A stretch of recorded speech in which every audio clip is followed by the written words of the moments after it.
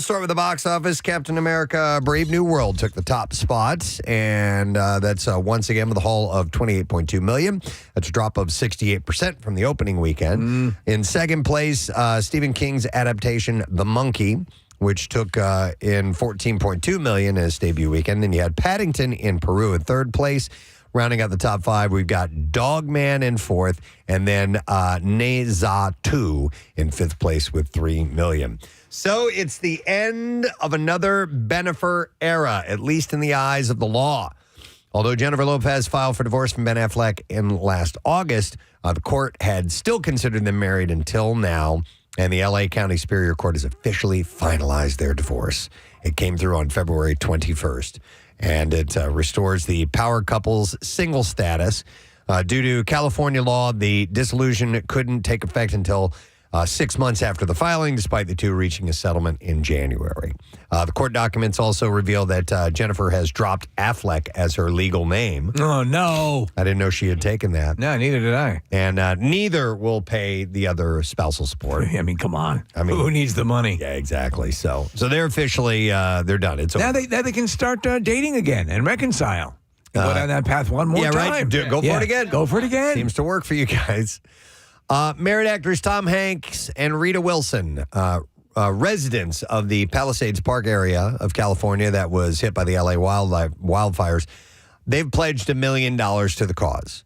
Though the couple's home still stands, the pair recognizes that many in the area have lost everything. And in an Instagram post as a couple, they wrote, "Now we must all move forward to what is next for our city, communities, and neighbors. We're donating $1 million between the following organizations to help support those in need and those who aided." Those organizations include the Motion Picture Television Fund, the Los Angeles Fire Foundation, SAG-AFTRA Foundation Disaster Relief Fund, and the American Red Cross and Music Cares as well. I'd be curious to see how fast they can reclaim this disaster area, because the aerial footage, you'd think you're looking at Hiroshima. Yeah. And listen, dude, they better make some improvements because it'll just catch on fire. No, you're just looking at something that's destined to repeat if they don't, do something differently. Yep. So as I mentioned at the top, SAG Awards took place this weekend. The ceremony streamed live on Netflix. It was hosted by Kristen Bell and was filled with some big moments, big awards, and even a few surprises. I'll give you some of the highlights as opposed to going through every single category. For the movie awards, Conclave walked away with the award for Outstanding Performance by a Cast and a Motion Picture. It's a good movie. And the drama stars Ray Fiennes, Stanley Tucci, John Lithgow, Sergio Castellitto, Isabella Rossellini as well. Meanwhile, Timothée Chalamet won Outstanding Performance by a Male Actor in a Leading Role for his work in A Complete Unknown. And Demi Moore kept her winning streak alive this award season, grabbing the award for Outstanding Performance by a Female Actor in a Leading Role for her work in The Substance. So we have a couple of clips to play. This is one with Timothée Chalamet when he received his award. I'm as inspired by Daniel Day-Lewis, Marlon Brando, and Viola Davis as I am by Michael Jordan and Michael Phelps, and I want to be up there. So I'm deeply grateful to that. This doesn't signify that, but it's a little more fuel, it's a little more ammo to keep going. Thank you so much. He wants to be an athlete? Well, he left out Michael McDonald, which I thought was kind of weird. Oh, okay. And then Demi Moore had a speech, and this is her accepting her award. There's this idea that what we believe is so much more powerful than what we think. And the saying that, I'll believe it when I see it. But the reality is, when I believe it, I will see it. And I am so grateful for this. Thank you. What the hell are you talking about? Right. By the way, so I was telling Steve when I watched the movie, Rochelle was away for the weekend, and I had been leading up to when I was going to watch it. I thought about I wanted us to watch it together because you said it was a good movie, Steve. Yeah, The Substance. We just didn't have any time, right? And so I ended up watching it alone. I was glad I watched that while I was alone. Really? What do you think would have freaked you out the most? The body horror? Yeah, it was weird. Yeah. I mean, it's really good, but it's just weird. It wouldn't have been her taste. It's not everybody's cup of tea. No, it's a powerful movie, but it is bizarre. I don't think Demi Moore looks like Demi Moore anymore. No. I was kind of bothered by, I was like, kept staring at her. I was like, is that her? Well, one thing they did say, Kathy, is that they are all Ozempicing out like crazy. So they said they had one of the I think it was Variety, one of them had an article where everyone looked borderline Ozempic. gaunt. Yeah. Isn't that a part of the point of the movie? Yeah, The right. substance is that her look is different and her look has changed over the years. And Preston, I think you'll agree with this. The substance for me was one of the most amazing statements of that fact. Like, be happy with who you are. Oh, yeah. Because it can only lead to misery if you don't learn to embrace yourself. And here they are, all Seriously looking tripping on at her. Ozempic. Yeah, but it also covers the double standard of aging and discrimination in that industry. A bunch of older businessmen are dictating who needs to be. And dude, Dennis Quaid is great. He's in it. excellent. He plays so against his type in this movie. It's messed up. All right. We also have a clip from Zoe Saldana, which, by the way, Casey, that's how she has the Enya on her name. And I've always said Zoe Saldana, but it's Saldana. We've been living a lie. And this is her accepting for Outstanding Performance by Female Actor in a Supporting Role award for her performance as Rita Mora Castro in Amelia Perez. I got my first SAG card in 1998, and I didn't even know what SAG was. And I am grateful that my mother and my father and my sisters looked it up and helped me educate myself on what it means to be a part of a union that protects me so that I can make a living out of this crazy, crazy industry. So she won, and on the TV side of things, Shogun won the award for best for outstanding performance by an ensemble in a drama series. Only Murders in the Building won award for outstanding performance by an ensemble cast and comedy series as well. So a lot of the same groups or people are winning leading up to Oscars, which is next weekend, right? I believe so. Yeah. And this weekend. Yeah. It's this weekend, yeah. Oh my gosh. What was I going to say? Forget it. Okay. A couple of the highlights.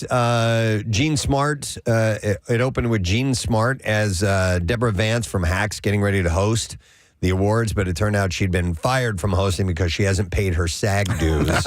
And so Kristen Bell came in and took over, and she did a parody of Do You Want to Build a Snowman? She sang, Do You Want to Be an Actor? And showed a bunch of clips of actors when they were really, really young and starting out.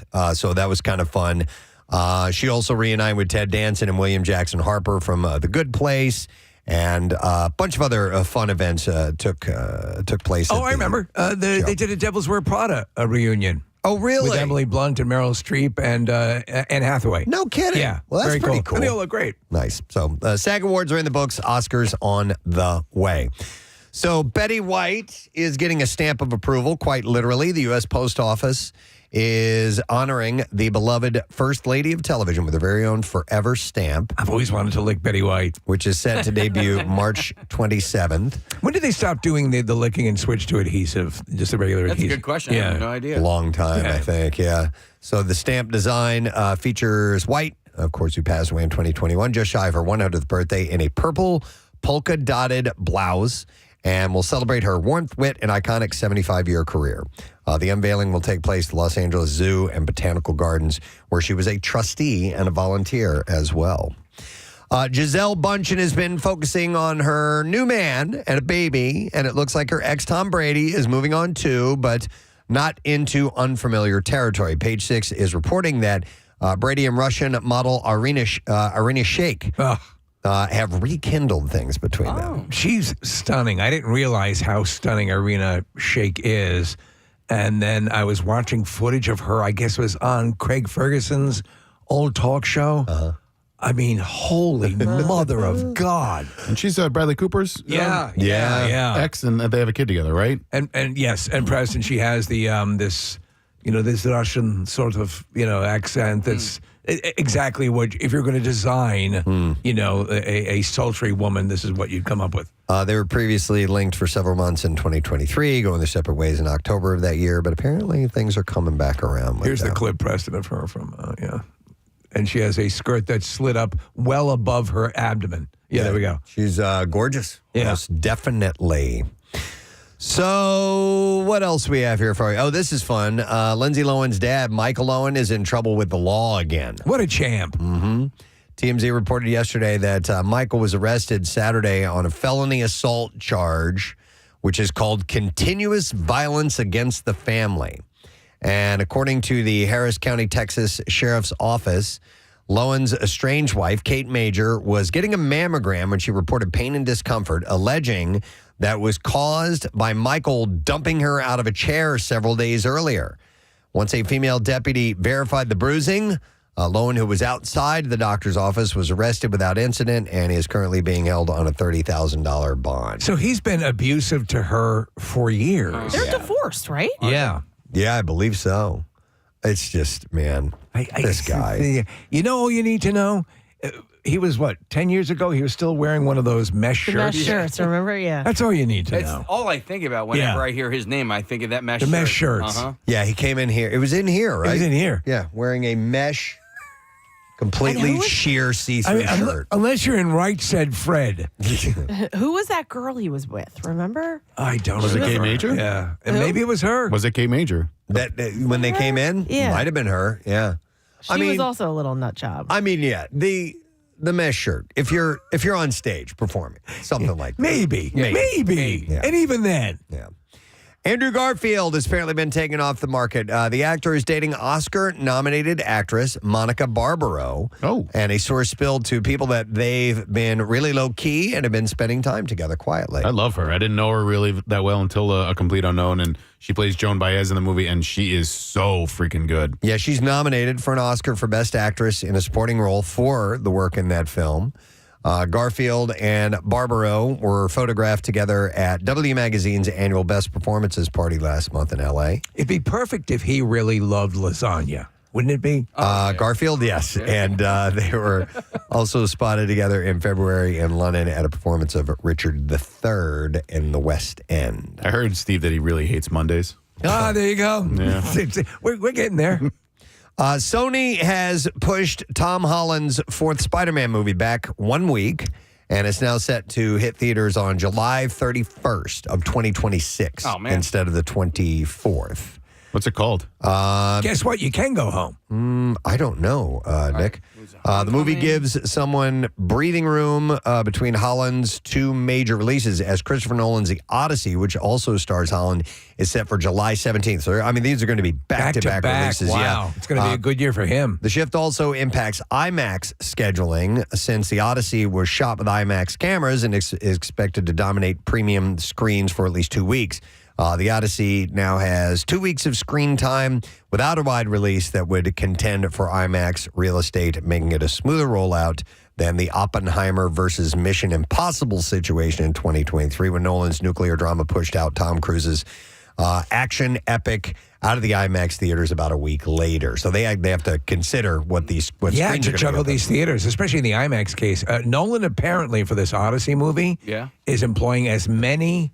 And this is this is the epic of epics, practical effects, as many practical effects as opposed to CGI as he can. Okay. Yeah. So, a couple of really geeky things here for you. George R.R. Martin has dropped his biggest hint yet that an Elden Ring movie could be in the works, but don't expect him to be too involved. He said, well, I can't say too much about it, but there is some talk about making a movie out of Elden Ring. I don't know what Elden Ring is. I don't either. I just, just by the sound of it, it sounds like Lord of the Rings. It does, and Sounds like Elvis Ring. That's pretty cool. So he said from Software's chief of Elden Ring's co-creator, Hidetaka Miyazaki, has also expressed being open to a movie adaptation, saying, I don't see any reason to deny another interpretation or adaptation of Elden Ring. Nick is looking this up now. He wrote it. It's a game. It's a video that's game. where I'm familiar with it. Role-playing Okay. game written by George R.R. Martin, published on PlayStation and all the platforms and stuff. Okay. So there's a potential for a movie, another video game movie. Hey, so what's the status of that book of the Game of Thrones series that he was supposed to complete. Was it ever completed? No, not that I know of. And that was, that has to be like 8-9 years ago, right? If it has been, and I totally missed out on that. Yeah. But, yeah. So Martin, on the other hand, is tied up with his highly anticipated book, The Winds of Winter. There you go, Steve. Saying I'm a few years behind with my latest book. A few years? So that also limits the amount of things that I can do. Put down the bugles and start writing. You're 78, man. Yeah. Yep. Max, here's another. This is why I have these stories back to back. But Max is taking the Lord of the Rings fans back to Middle Earth this week. The Lord of the Rings, the War, and I forgot how you pronounce this thing. The War of the Rohirrim. Rohirrim, whatever. Rory McIlroy. You know what it is. You know what it is. It debuts on the streamer this Friday. With its HBO debut followed the next day at 8 p.m. The animated film is set 183 years before the events chronicled in the original trilogy of Lord of the Rings films. Not 184. Animated 183. Just 183. That's how many they went with. Rohirrim? Yeah, that sounds about right. I don't know. Okay. The producers of Survivor have something special in mind for fans of the reality competition series. For the upcoming 50th season of the show, they're letting the viewers in on the fun. So Jeff Probst, host and executive producer of the long-running show, announced on Saturday that the CBS competition's 50th season, which will air next February, will be guided in part by votes from viewers. They say that viewers will be able to vote to have contestants put to death. Yeah. Wow. The show is calling it In the Hands of the Fans. For the first time ever, he said, our loyal fans will take control, deciding key elements of the game, from twists to idols to advantages. And I can't wait to see what the fans choose for our returning players. In addition to fan voting, CBS and Fiji Airwaves are sponsoring a contest in which 5 groups of fans will be flown to Fiji during filming of the 50th season. So I was watching Collector's Corner last night, as I'm wont to do. And they had this collector of Survivor memorabilia. You would not believe how much money this stuff goes for. Really? Like the original immunity idol or the torches from all all that stuff. I mean, this was a fairly small collection valued at around $3 million. Wow. So I have a friend who this is what they watch. This is their Thursday night viewing. I don't think he's ever missed an episode. I haven't watched an episode in a long time. I would love to be on Survivor. I know. You've been talking about that for years. Yeah. All right. I'm going to apply for this one. You're going to finally do it. I'm going to finally do it. Okay. All right. Didn't you do it once? Didn't you send an application one time? I think I Or was that did. the travel one, the running around the world as fast as you can? No, the Amazing Race. That That's was it. me. Yeah. I got all the way to the end of that. They were talking to me and my cousin, and they chose. There had never been cousins on the show, and they chose. The woman was, I forget her name. I didn't realize you'd made it that far. Yeah, we made it all the way to the Really? end. Yeah. How many years ago was this? I think maybe we were still at Y100. Wow. Or That like would've had been just awesome. come here. Man, I would love to have watched you complain on that show. That would have been great. But that's Wildcat. That's you made it to that. You know what? Our distance. video that we sent in was really good. Yeah. It Did was your brother help you put it together? my brother. Yeah, because he's with the video. Oh no! We literally just that long ago. I think we had like a little camcorder. Oh, and wow. It was simple, but it was funny, and they really liked it. All right, one last story, and then we'll move on to the clips. With all the excitement surrounding the upcoming Legally Blonde prequel series, Elle, it's easy to forget that Legally Blonde 3 was also in development. So what's the status of that movie? Mindy Kaling, who is co-writing the script, gave Time Magazine an update saying, I don't have any power here. She said it's an MGM, Amazon, and Hello Sunshine thing, which is Reese Witherspoon's production company. Dan Gore, she said, Dan Gore and I wrote the draft. That we really like, and we hope that it sees the light of day. As she said, I'm always low-key working on it. It's like writing fanfic, except it's the actual threequel. MGM announced that Legally Blonde 3 was on the way in 2018, and Witherspoon, who played Elle Woods in the first 2 films, confirmed that she is all about a third movie, so we'll see if it happens or not. All right, clips, here we go. So in 1923... characters face, I don't know, where the hell am I? face the early 20th century challenges such as the rise of Western expansion and the Great Depression. With tough circumstances comes tough people. And here, Helen Mirren explains how producer Taylor Sheridan portrayed that. Here we go. An interesting character is complex and vulnerable and afraid and mad and, energetic or, complex. And that's what Taylor does. He gives women exactly the complexity that he'll give a male character. Could you shut up? The new season 1923 is streaming on Paramount Plus. Here's our next one. Papa's House stars veteran actors alongside up-and-coming talent, including Tetona Jackson, or Tetona, I'm not sure how you pronounce her name. She's upcoming, who grew up as a theatrical figure skater. And here she explains how it influenced her within the acting world. It's a lot of discipline, getting up every morning, 4:30 in the morning, skating at 5:30, changing, going to school, doing it again after school. So I think it's translated into my acting and, the work ethic that I have as an actress. I think I've been able to get from growing up as a skater. Shut the up, huh? A new episode of Papa's House airs tonight, and you'll find that on CBS. And that is the Entertainment Report for today, this Monday morning, the 24th day of February, friend. We will take a quick break. We'll come back in a moment. We have a beautiful day on tap for today, mid-50s and partly cloudy skies. That is a wonderful thing. And we have the looming Cardboard Classic to get ready for as well. We'll be back in just a second. Hang out. Preston and Steve on 93.3 WML. The Oscars were last night. How about all of that? So yeah, they had a red carpet and the full deal. The documentary feature went to My Octopus Teacher. Yay! It's been mentioned several times on the show, so wanted to throw that in there. Accepting was the octopus.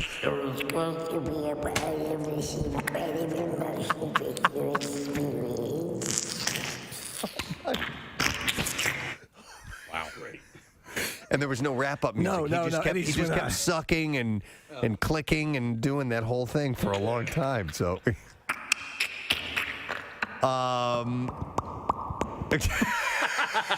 that him walking up? Suction cups, yeah. That's him walking up to the podium.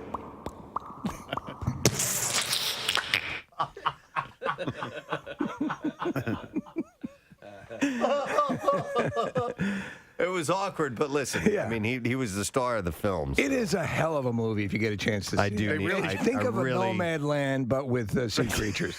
They really should have put the octopus in the in memoriam section. I don't know why they didn't. Did he die? Well, he's an octopus. I mean, the movie came out like 2 years ago. How long does your average octopus live? I'll bet the length of a documentary movie. I'll bet they live longer than you think. No, they don't. They live like a year. They don't. Really? Yeah, watch the movie. Oh, Wait, you saw it too, Kathy? Yeah, I saw the movie, and I don't remember that shocking piece of news. That's sad. What? Poor thing. All right, Well, maybe I'm it was gonna check it out. 3 to 5 years. 3 to 5 All right, years. see, they're already getting longer lives. See, he could still 1 year. He could have accepted the award. I wouldn't have wasted time with this dickhead then if I was an actor. I got a little living to do, baby. All right, Yolanda Hadid. I know Yolanda. Is in love with.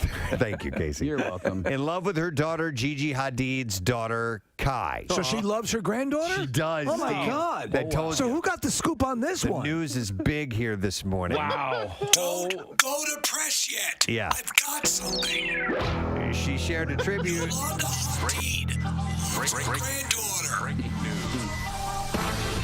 Do you have a source that can confirm this? I'm not going with this unless you have corroboration. Well, they heard from an octopus that actually. In a parking garage. Yeah. The octopus was in the shadows, but. I have it on good authority that Yolanda Hadid loves her granddaughter. Oh my God. Would you go on record with that? You are people who don't want this information out. Oh my God. He's scared, man. I'm very scared. And then he just walked away.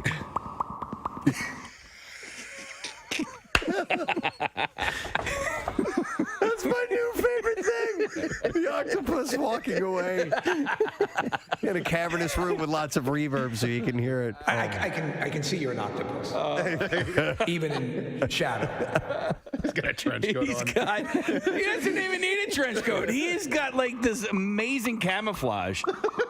Listen, he's running now. Oh, man. Yeah, Casey, he just blends in with the floor. It's amazing.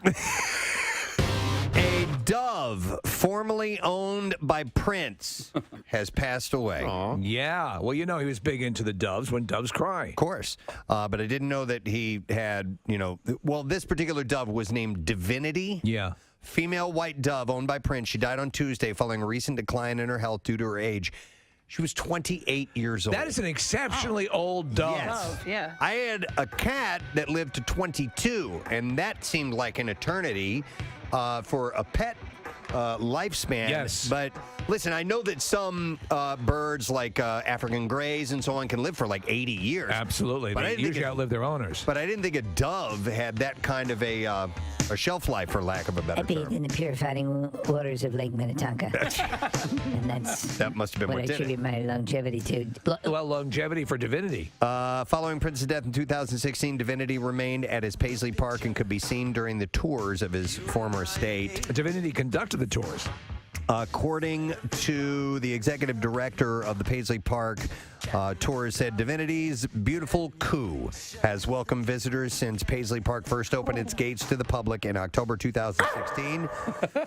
She was one of the enduring links to Prince for thousands of fans. She will be missed. I would love to go to Paisley Park. Me too. I read there was a really fascinating article. Prince started writing an autobiography, and he hired a writer to help him write it.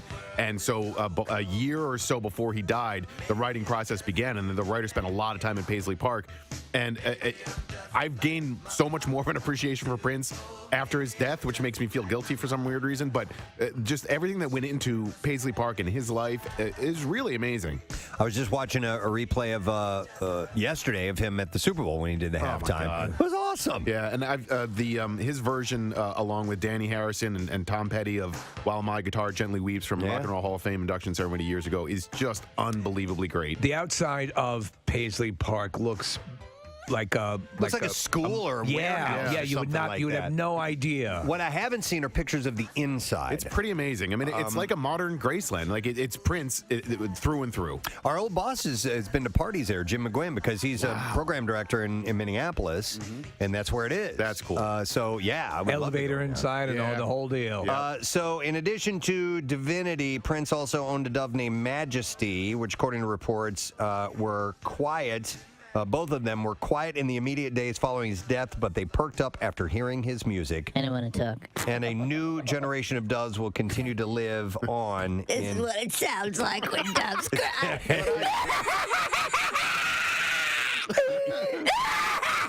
gonna throw up. That's what it sounds like. That's what it sounds When like. doves cry. Yeah, they were upset about Prince's death. I swear to God, I'm gonna throw up. Oh my God! Hey, are doves the same things as pigeons? No, no, they're Not related. even close. They are related. Yeah, they're in the same bird family. That's what I mean. If you look at their license, there's a delineation. Okay. My dad and I used to go dove hunting regularly. We used to blast those things out of the sky. Dude, I mean, come on. We'd eat them. I know, but still, it's like puppy hunting. You know? It's so nice and cute and peaceful. They're different than the ones that you see. They're, Okay. they're the gray colored They kill ones. families. Okay. Yes. They are all tatted up. He was doing service to the families of Kentucky. They are literally the symbol for peace, however. Yes. I was completely eaten by a dove today. Anyone kill them for us? Son, we got work to do. We beat it to death with an olive branch. I have a hair change story that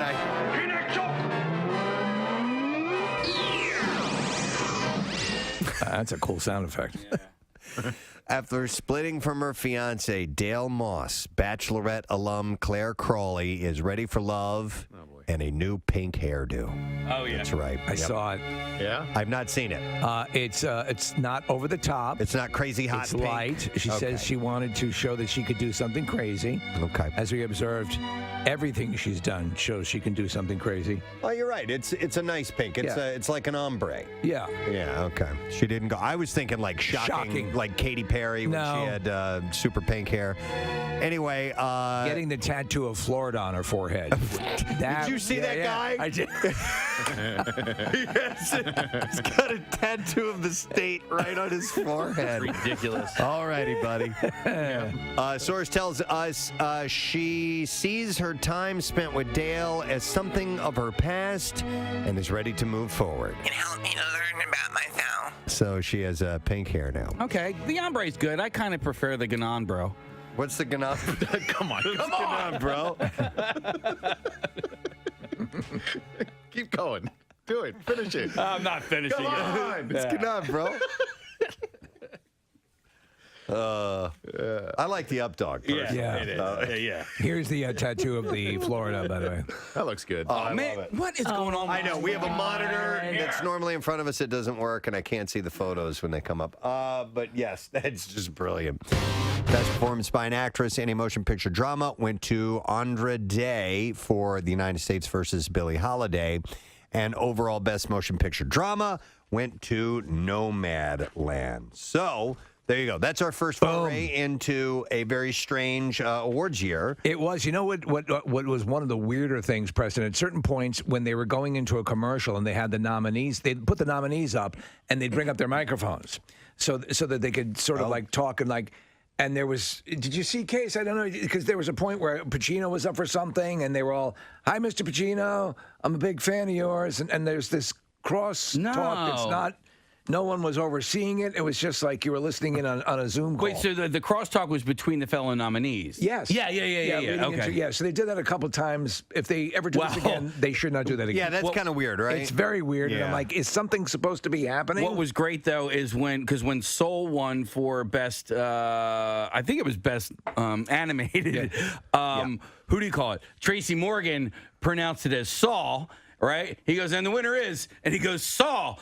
And then there was no reaction because there was no movie called Saw. Right. And then he realized that he had made the mistake. And then they had cut to the it was for best original song. But either way, the actors, it was Sudeikis, it was the people that were up for the next award. Right. They were having a ball with it. They were cracking up. Don Cheadle was making fun of them, and it was really, really. I think Pacino didn't realize that he was still on the Zoom call because he was standing in the doorway pleasuring himself. Oh my God! Yeah. Oh no, you How don't do awkward that. is that? Feels so good. Right. Well, I didn't see that clip. But I did see. I saw a clip. I'm gonna shout!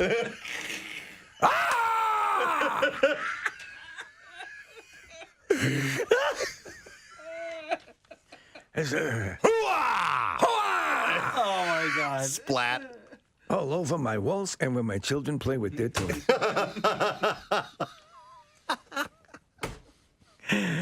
You were expecting something like that. There were a few people who clearly were not quite up to speed on the tech. I'm gonna shoot over here. That was good. Oh man! Right after that. Yes. Sorry, Nick. No. This is also comedic. He fell asleep. What? Did he? Yeah. Was he asleep on camera, Nick? Yeah, I mean, don't you usually fall asleep right afterwards? Everybody's sleepy, and you've expanded yourself. So the camera pans across his screen, and listen, his eyes are closed, and he looks like he might have not actually have been asleep, but he looked like he was sleepy. That was so much fun pleasuring myself. Oh no, the poor guy. Getting old. I don't feel so good. That's hilarious. I'm up on out.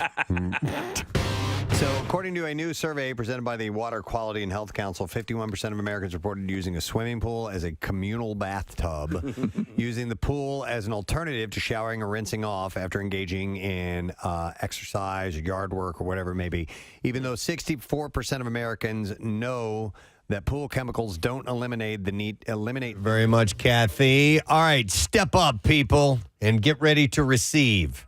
I've got all the information in and around our area. It's time for the City Beats. Oh! Yes. Scoobily wow. He's the meat behind the beat with the freshly pet-egged feet.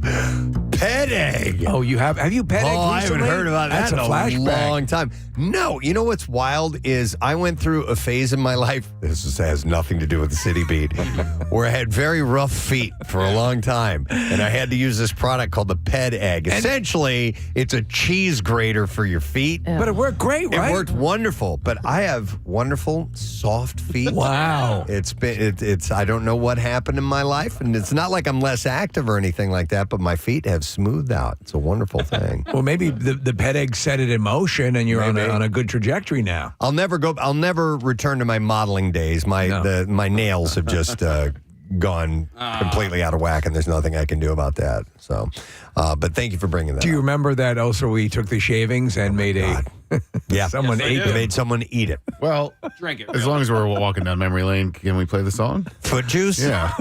Have it? You know, why not? I mean- if Casey can find it, All right. we've lost some things over the years, but Casey did a song. It might be my all-time favorite Casey song. Casey, you've had many brilliant moments over the years, but this one, I think is my favorite. I agree with you. And it was for Elton John and Billy Joel tickets. Yes. And we made someone. We had to put. We're gonna have Marissa find it because we don't have it anywhere. Sorry. Okay. Yeah. We put my foot shavings in some liquid, and they had to. I mean, like It was. dude, that's my own. I couldn't do that. That's borderline cannibalism, and they Yeah. did it no problem. Yeah, Right. we put No it problem. in peach schnapps. Is that what we did? Yeah, I remember it because I just remember it going in die there, right now. and it basically turned the schnapps into like a pudding. It was so did. gnarly looking. It did. Yeah, and we've done some gross things on the show. I mean, I think I literally drank Ipecac, and that made me more sick than the surstroming. All of it. But the contestants were like, we'll do it. Yeah, There's a bar. It might be in Alaska where you can order a cocktail. Oh, right. And they have these petrified toes. The frozen toe. People that have had frostbite and had them amputated, and you can actually put it in your glass and drink.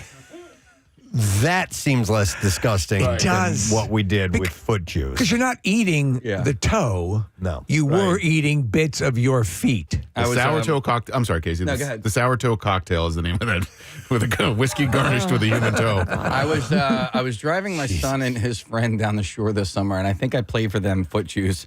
And then I also told them about we had a hair pie contest for that was for Front Row Genesis tickets. Pubic hair. Yeah, and my son is like, bro, why don't you just give him the tickets, man?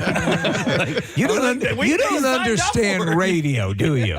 For Billy Joel and Elton John for the foot juice tickets, were they great seats or anything, or was it? They were seats. They were seats. Yeah, in the building. I don't think it was. You know, it's standing funny. room only. It's funny about your son bringing that up, and it's like there are things that our kids they'll never know what we've done, Like, we didn't why never we know did it, and it's like yeah, we did that. Marissa found it. Okay. You did? Yeah, All right, hang on. she's in the process of sending it over. All right. So. When it comes over, I will. Well, I can't go into anything else. No, we might as well and just then wait. come back to that because it's contextually, it will just not mix whatsoever. The pubes, the pube pizza. There was pizza, right? Yeah. And that was for Genesis. Genesis. Front row. Right. The 6 jars of farts for mixed martial arts never actually happened. No. The contest was set up, but the mixed martial arts prize event was canceled. Collapsed. Yeah. All right. So the tickets we gave away for that They just sniffed jars of farts for nothing. All right, here's foot juice. You guys ready? Yeah. And then we will move on to the City Beat. City Beat. Here we go. You gotta drink juice, foot juice, kick off your stinky shoes. Cheese, toe cheese, scrape me some of that, please. Gross, shaved toes, in your tummy it goes. Skin, dead skin, there's concert tickets to win. This is my favorite part right here by far. Gross. We've got to shave Preston's feet so that some listener can eat. Oh, Elton and Billy Joel. They're drinking some juice, foot your stinky shoes. All right, and then it goes. Toe cheese. I don't know. Does it end in a special way? Does? Gross. Yeah, I mean, there's an ending. Okay. In your tummy it goes. Juice, foot juice. Everybody drink, everybody drink. Everybody drink, everybody drink. Everybody drink, everybody drink. Everybody, foot juice. And that is the legend of the foot juice. By the way, number of texts coming in. Where's Kathy's feet video? Yeah. Oh, you want to give the update? Because unbeknownst to us, she's been working with Christopher Nolan on this production. So it's an IMAX release. Yeah. I mean, it apparently is far more elaborate than even we were. In order to get 100,000 followers on Instagram, Kathy I said I'd do feet stuff. promised feet stuff videos. Is that going to happen? Yeah, we have it. We have the video. We'll, I don't know. I'll get with Marissa. We'll talk about it. We'll figure it out. Well, yeah, we need to make a big announcement, but sooner than later. Big announcement. Do you know there's a foot sled? Yeah. Oh, your foot? Yeah. All right. Yes. Well, no, I did not know that. So let's do a premiere on the show with the red carpet at Cardboard Classic, or we could do it.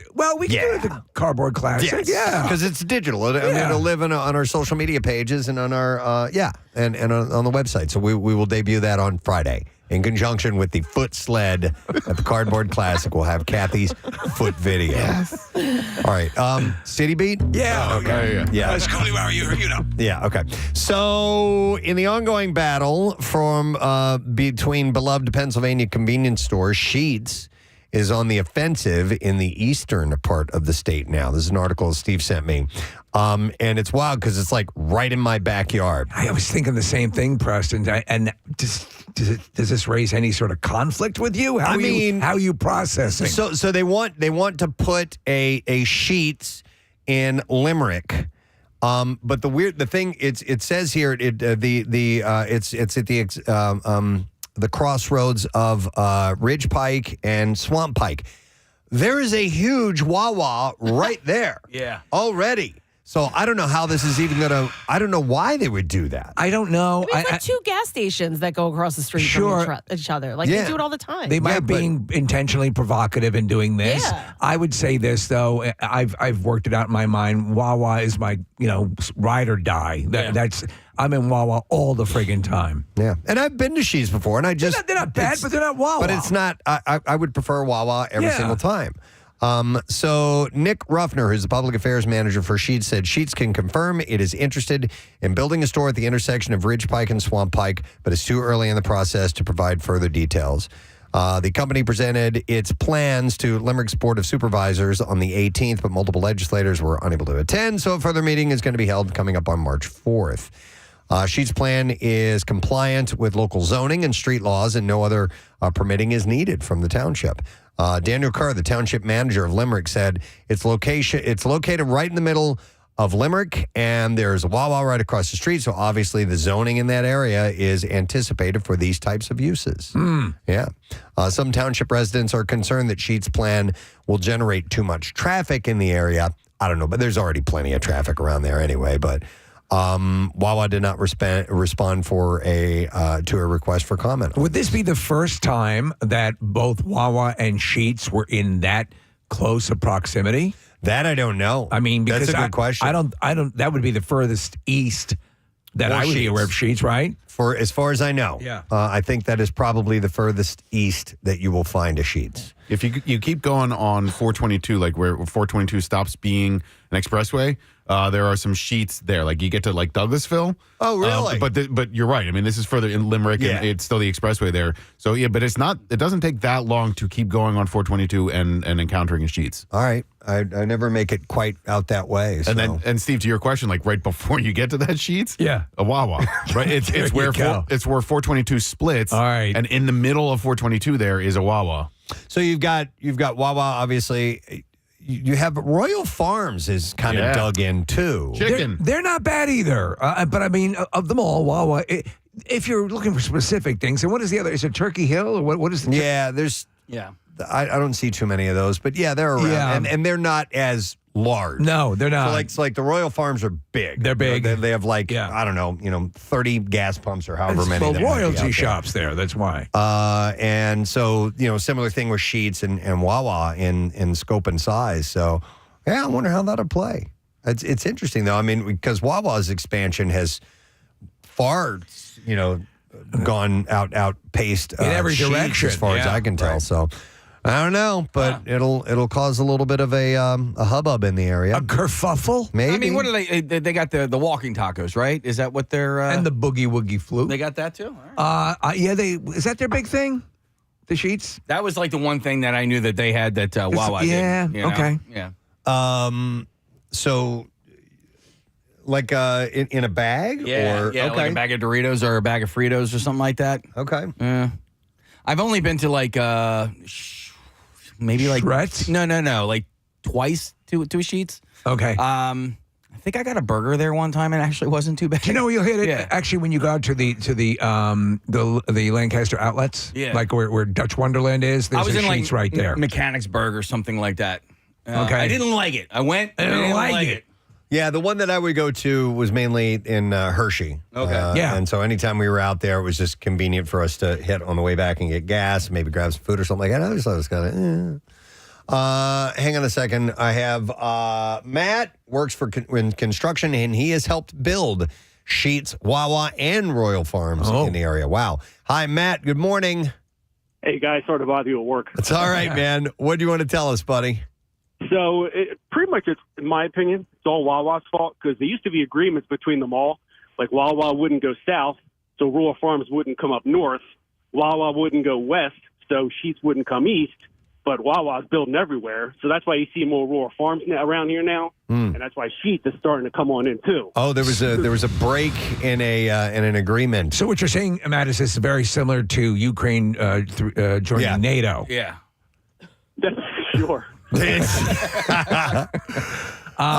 It's on the same level. All right. Yeah, It's at the same impact. level. Yeah, for sure. Absolutely. Lives will be lost. Yeah. All right. Thank you. Appreciate it, Matt. Hang on, another quick call, and then we're going to move on to something else. Vanessa is on. Hi, Vanessa. Good morning. Good morning. Hey, what's up, Vanessa? Out in Reading, Pennsylvania, so not much farther down 422 than what you guys are talking about, there are Sheetz and Wawas that are right next to each other. Really? So they can exist harmoniously, you're saying? They do. People out here, kind of choose what they like and go with it because they're popping up everywhere. So, if you're around them, what do you see as the big delineation between Sheetz and Wawa? I think kind of where you grew up. That's it. Yeah. And the coffee. People go to where they want their coffee. Hey, by the way, does Sheetz have baristas like Wawa does?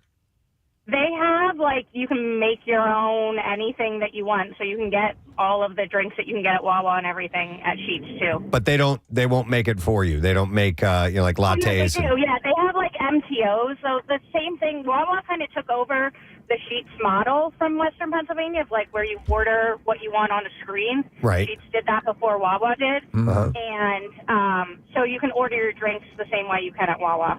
Okay. All right. Interesting. Thank you. Appreciate that. I was just curious because they have all those different, frozen beverages and hot beverages that you can order at I know Wawa. that Sheetz offers on-premises MRIs. Do they which really? I think is Okay. a bold thing. Yeah. I think ultimately what it boils down to for me is whether I'm making a right into a parking lot or making a left into a parking lot. That's part of it. I can see that. That's definitely a big part for me, too. I'm going to go to Kate because she was at the zoning meeting, and then we'll move on. Hi, Kate. Good morning.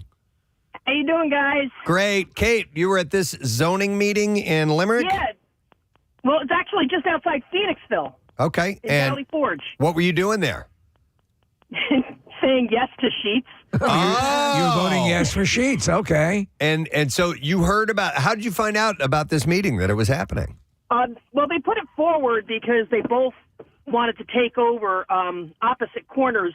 Both lots are empty at the moment. Right. No gas station and just an old building they want to knock down. And they both submitted plans, and I'm pretty sure both are going to be approved. Off of that meeting. Wait, I don't. So they both put. Yeah, Wawa and Sheetz both submitted a plan on opposite corners, and I think they're both going to get approved. So are you saying that? So there is a Wawa there already? To what Preston says. No, there's nothing there. There's an old empty gas station, and on the other side of the road, it's Route 23.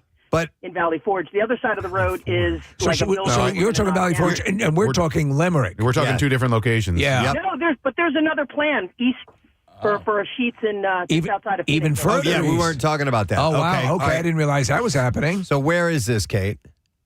It's right on Route 23, just outside of Phoenixville, heading towards Valley Forge. Route 23? You're not from around here, are you? Yeah, I'm in New Jersey. Route gave it away. Yeah. Gave it away. Okay, interesting. I mispronounce it all. So. So you're saying there's going to be a Wawa and Sheets, at least hypothetically, but right by each other in Valley Forge? Yes, I'll hit Sheets on the way to work and Wawa on the way home. All right, so 23 and what?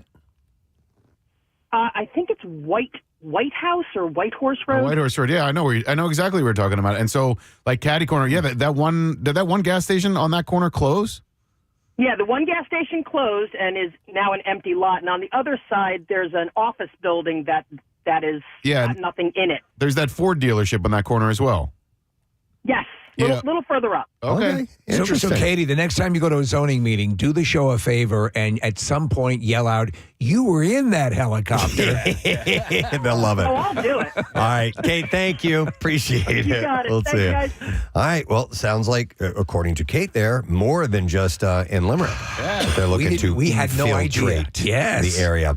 And may we point out, last year's Cardboard Classic Best Design Sled, Wawa. Thank you very much. Yeah. And it was amazing. I hope those guys are back in it again this year. Oh, it went with the all right up to the head muckety muck of Wawa. We're made aware of this. Chris Geisens is aware of the Wawa sled. And by the way, thank you to Sammy Vile, who did Johnny Five last year at the Cardboard Classic. He, in his song Insta Carborough Fair, that he wrote, references the Wawa sled. It does, yeah. And did a great job. And if you haven't seen that video yet, you have to see it. You can check our Instagram and other socials. And PrestonSteve.com. it was There's a whole thing. so well done.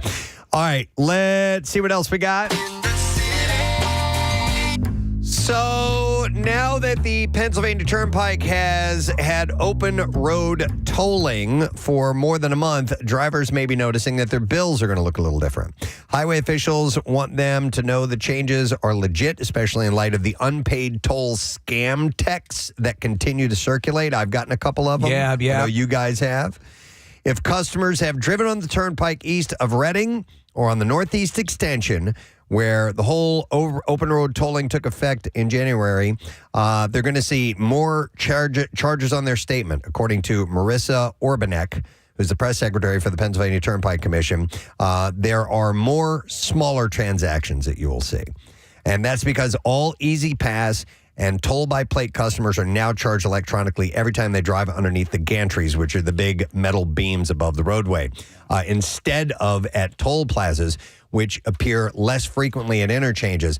On the ORT sections, which is the over-the-road or open road tolling of the Turnpike, toll booths have been turned off and are set to start being demolished this spring. Dude, bring on the gantries. You're just driving along. Let that be the way. Yep. So about 86% of Pennsylvania Turnpike trips are made by travelers using Easy Pass. The rest get billed by toll by plate, and an invoice is mailed to the address of the person to whom the car is registered.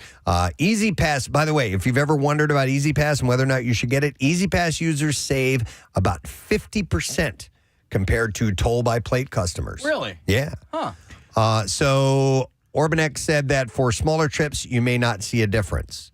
While these new charges on your toll bills are valid, the texts about unpaid tolls are still a scam. She said, we will never text you about unpaid tolls. Right. Ever. They just don't operate that way.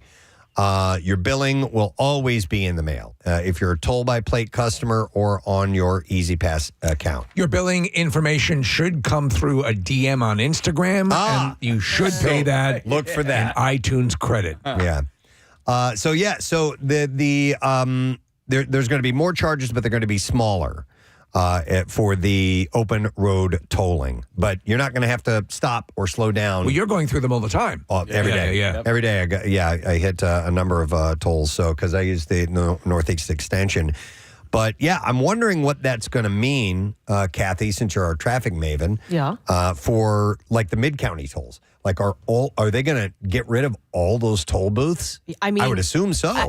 Yes, I think that is the ultimate goal. I would imagine, but like, I find it a little confusing, like where they're set up and where they're tracking you as opposed to like getting on and off, because sometimes, like out in Bucks County, there was one there that's been there for a while now, and there were still toll booths at some of the exits, but now like a couple of them are gone. But it just confuses me as to going through and where you're getting off and where they can track you. But yeah, I think that's the ultimate goal. And also the thing about the mid-county tolls is it's so wide there now because of all of the toll booths that are in existence. Yeah. When they remove those, what's the road going to look like afterwards? That's what I was wondering. Like there's like 8 lanes across, and they're going to have to narrow that down, I guess. And you can drive put through in a basketball court. You can drive through the left-hand side if you're coming south at the normal clip, right? Correct. But all of those toll booths on the right-hand side still exist. So, like, how many lanes are going to be there? Hey, Press, what's the Rummel strip cadence? It's 1, 2, 1, 2, 3. Yep. 1. Oh, wait, it goes. And how does jive talking go again? Jive talk. So anyhow, yeah. But continue. Remember, if you see these texts coming in about tolls, it's a scam. Delete it immediately. Do not believe it. They said jive talking. They do not ever send texts to alert you about tolls. No. So. This By the was way, the bridge, right? Wasn't this the? Yeah, it was. It might have been the Brooklyn Bridge. The Bee Gees. Oh God, the Bee Gees were in a cab or something, and they were driving across the bridge, and the potholes or the juts, whatever those spaces are on bridges, as they hit them, made the rhythm that led them to write this song. Isn't that wild? How come I can't do that? All right, let's see what else we have in the City Beat. How about a TV show? A Philadelphia police officer becomes tangled in an investigation that hits a bit too close to home in a new trailer for Peacock's Long Bright River. And the series follows Mickey, played by Allentown native Amanda Seyfried. This is very cool. As a mother and cop who patrols Kensington. While police look into a series of murders in the neighborhood, Mickey becomes increasingly worried about her missing sister, Casey, who is battling drug addiction, spelled with a K, by the way. Oh, the wrong way. So the official trailer for Long Bright River, based on a novel of the same name by Temple University professor Liz Moore, just dropped on Thursday, and all 8 episodes are going to premiere on March 13th on Peacock. Listen, anything that's shot in the area, I believe it was shot completely in the area, was it not? You know what? It doesn't say that in this article. Or was it Steve. shot in Glasgow? So to prepare to play a Philly police officer, Seyfried engaged in an extensive research process facilitated by Moore, which included listening to Philly rappers, visiting with Kensington nonprofit organizations, and even accompanying Philadelphia police on a ride-along. It doesn't say, if it was Did she shot listen here. to a radio show by any chance? Long Bright River was filmed in New York City last spring. You whores. But non-professional performers from the Philly area were reportedly brought in to take on minor and pivotal roles. All right. Long Bright River was directed by Nikki Toscano, and the cast also includes Nicholas Pinnock, Callum Vinson, and John Doman, and Moore is a writer and executive producer. Nick, what's that show that was filmed here? Task. Task. Yeah, the non-sequel sequel to Mayor of Easttown. When is that going to be? This year. Okay. Yeah, Brad Inglesby is the writer and director and the showrunner for it. And so Casey, I think he's in editing right now. But I actually reached out to him a month or so ago, and one of his best friends is the actor who's married to Kaylee Cuoco, and Tom Pelphrey. Yes. And Tom Pelphrey is one of the stars on that show, along with Mark Ruffalo. Anyway, Brad and Tom Pelphrey are going to come in studio when this show debuts, the Task show, yeah. All right, so look for Long Bright River, March 13th on Peacock. We have a connection to that show, Task, Preston, because we get our mulch from one of the locations. Mulch Works. Yeah. Right. All right. So Nick sent me this, thought it might be an interesting City Beat story. And speaking of things that are filmed in the area and a little event that we have coming up at spring training, the filmmakers who have followed former Phillies prospect, a guy named Kelly Dugan, for the last year are going to receive a perfect final shot of their documentary when Dugan spends, I think, this week in Clearwater. Yep. So the 34-year-old will rejoin the Phillies on Monday today, 15 years after they drafted him in a second round and 10 years after they released him. It's crazy. Dugan, who has toiled for the last 6 seasons in independent baseball, will spend 3 days in minor league camp on a tryout before playing this Thursday in a major league spring training game against the Yankees. The agreement, which filmmaker Mike Tollin had worked out with the team, gives Dugan the chance that he's been chasing for the last decade while playing baseball for $600 a week in places like Lancaster and Grand Junction, Colorado. Once a prospect, he refused to give up on his dream, even as his chances to reach the majors became slimmer each year. He just wanted a shot. So he's been slugging it out in the minors for a long, long time now, and just, I guess, kind of, just making some money here and there. It's has sort of a quasi-invincible vibe to it. Tolan, who produced a 7-part series in 2022 about Derek Jeter, knows a good story and thought that Dugan's Odyssey was movie-worthy, so what better way to end the film than with Dugan trying out for the team where his professional baseball journey began. I mean, more than likely, he's not going to make the team. But you never know. But they're giving him this shot, and part of it is because they're making this movie about him.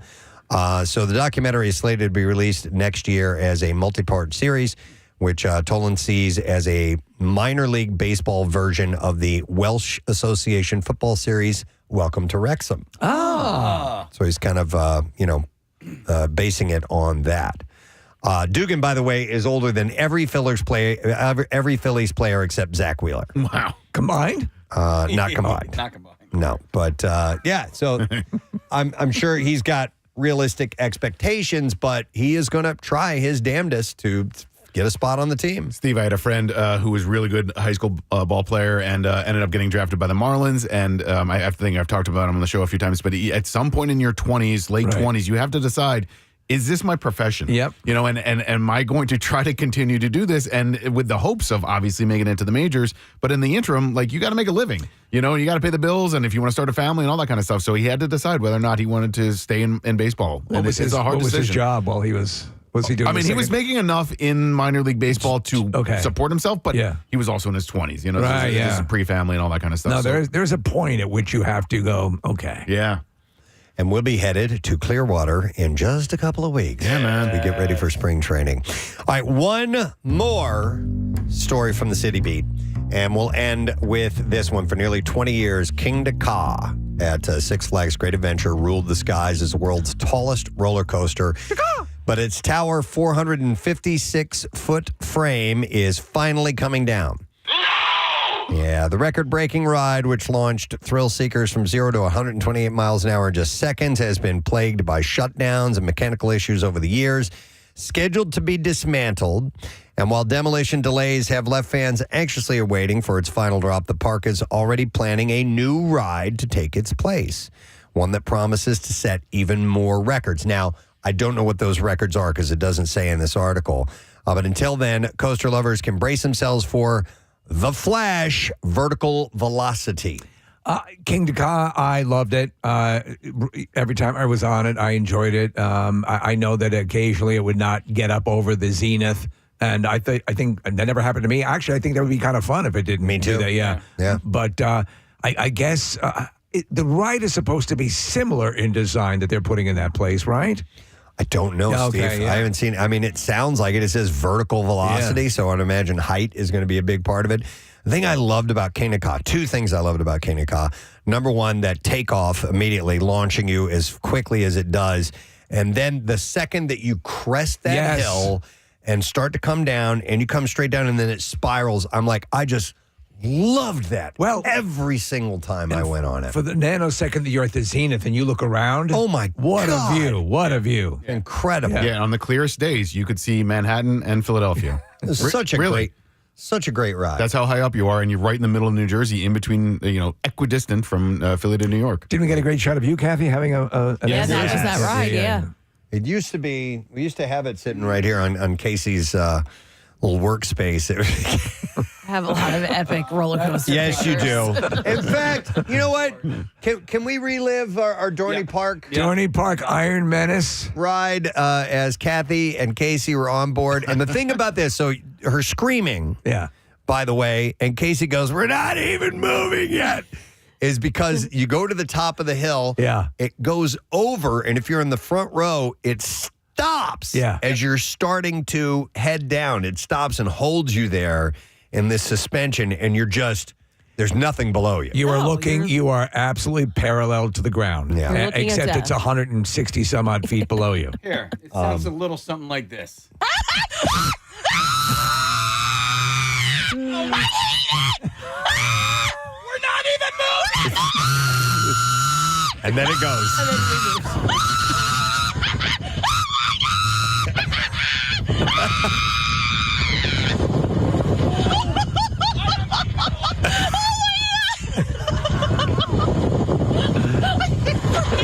In between the screams, the laughs are awesome. Oh my God! Wow. You were. Do you like them, Kath? No, I hate them. Because there's joy in those laughs. And that one in particular, I mean, so you get a massive rush but it's what is it, a minute? The ride? Not that long. But yeah. You don't like them. I have been on so many roller coasters with you. No. You don't like them. I like sweat. I'm like, why did I going up every coaster? I'm like, why did I do this? Why am I doing this? What is the point of this? But part of the reason, what I love about you is you'll go on. You'll do it, yeah. I love that. You know what I mean? It's excellent that you do it. So, all right. But yes, the Flash Vertical Velocity is opening this spring. So we'll see what the plans are for that. But hopefully it's another big, tall, awesome, badass roller coaster at Great Adventure. All right, we're going to close up the City Beat, folks. Hopefully you got something out of that this morning. We do have some things coming up. We're going to have actress Melissa Rauch on the program. She is from Night Court. And a few other things that we'll get into, including the Bizarre File, which is what we will have next. So stay with us. We'll be back. Toot sweet.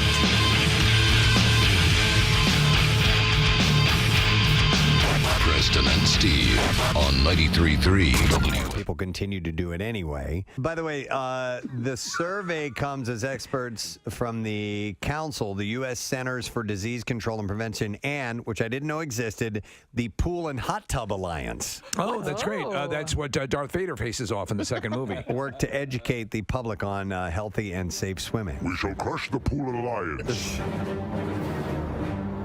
Yes, my name is Mortimer Sanchez, and I'm with the Pool Alliance. And we think you're a bad leader. The survey also revealed. I don't care.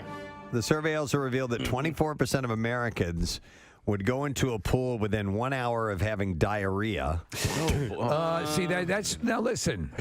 That's why public pools are just not my thing. Spend all However, day on the toilet. You know what I need to do? I need to take a swim.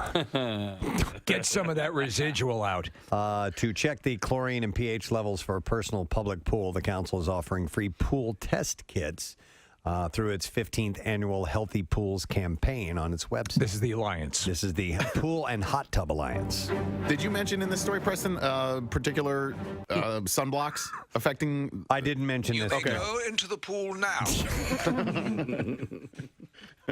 Peter Cushing. Moff Tarkin. This is the finest pool you'll ever swim in. What were you saying, Nick? Sunscreens? Yeah, the reason that I bring it up is that I went on a snorkel, not a scuba, Snookles or a snorkel, but a snorkel. It's the latest craze that's sweeping the beaches of America. Snookling. Get some Beach Boys. Yes. Yeah, that'd be Good great. outside, hanging tan, snookling all day long. Surfing USA, please. Oh, sorry. I know what the snookle is, if I may suggest. Ladies and gentlemen. Snookle USA. Like California. I'm such an idiot. All right, anyhow. Snorkeling. Oh, yeah. I went snorkeling, and you weren't allowed to wear. You weren't allowed to wear the sunblock that you brought. You had to use the sunblock that they provided for you, and it's because the sunblock that most people wear is pretty damaging to the reef. And I was wondering if it would be damaging at all to like a pool filter or to the saltwater. These are all good questions. Whatever, because some of the chemicals are pretty arch and can have that effect. Yeah, and I've been snorkeling many times in my life, but this is the first time ever on a snorkel trip where I had to do this, and you weren't allowed to wear what you had, what you brought. They provided. They provided it for Do you me, remember what it was? What type it was? I don't. It was like an industrial vat of It was called Reef Killer. Yeah. Reef Killer sunblock. A snookle, by the way, as you're snorkeling, has a second tube that goes up back onto the beach so that someone could load M&Ms into them so that you can eat. You're hungry. So that's what a snookle Right, a is? snookle is a second food tube. Okay. So that you can swim longer. Everybody wins. That's great. They do have snuba. Snuba is legit. I've heard of that, yeah. Snuba. Apparently Yeah. snookle is legit as well. Are you kidding it? me? No, I'm serious. If you can swim, you can snookle. Yeah, he's absolutely right. Snookle offers shallow dives. Approximately 10 to 40 feet without cumbersome tanks and no diving certification necessary. That looks like snuba. It does. So what A hose, what right? they do is, they have a floating tank that stays above the water, and you basically take the regulator down, and it's a long tube, a long hose that you can breathe in. We're getting ready to get recertified to go into a refresher course for scuba to get set for our vacation. So I'm looking forward to it. But I'll ask about snookle. Yeah. Zombie raccoons. That's my thing. Yes. That clumsily walk on two legs and show their teeth are staggering around suburban Chicago, and authorities are warning locals to hide their pets. A spike in raccoons testing positive for distemper in Riverside, Illinois, is to blame for the bizarre sightings of contaminated animals that the disease causes to appear zombie-like. While zombie raccoons don't eat brains, distemper is highly contagious. If you're feeding wildlife and that raccoon ate out of your bowl, or cat food for your stray cats, and your puppy goes over, the saliva can be contagious. They sent in a Negan raccoon to take care of everything. Well.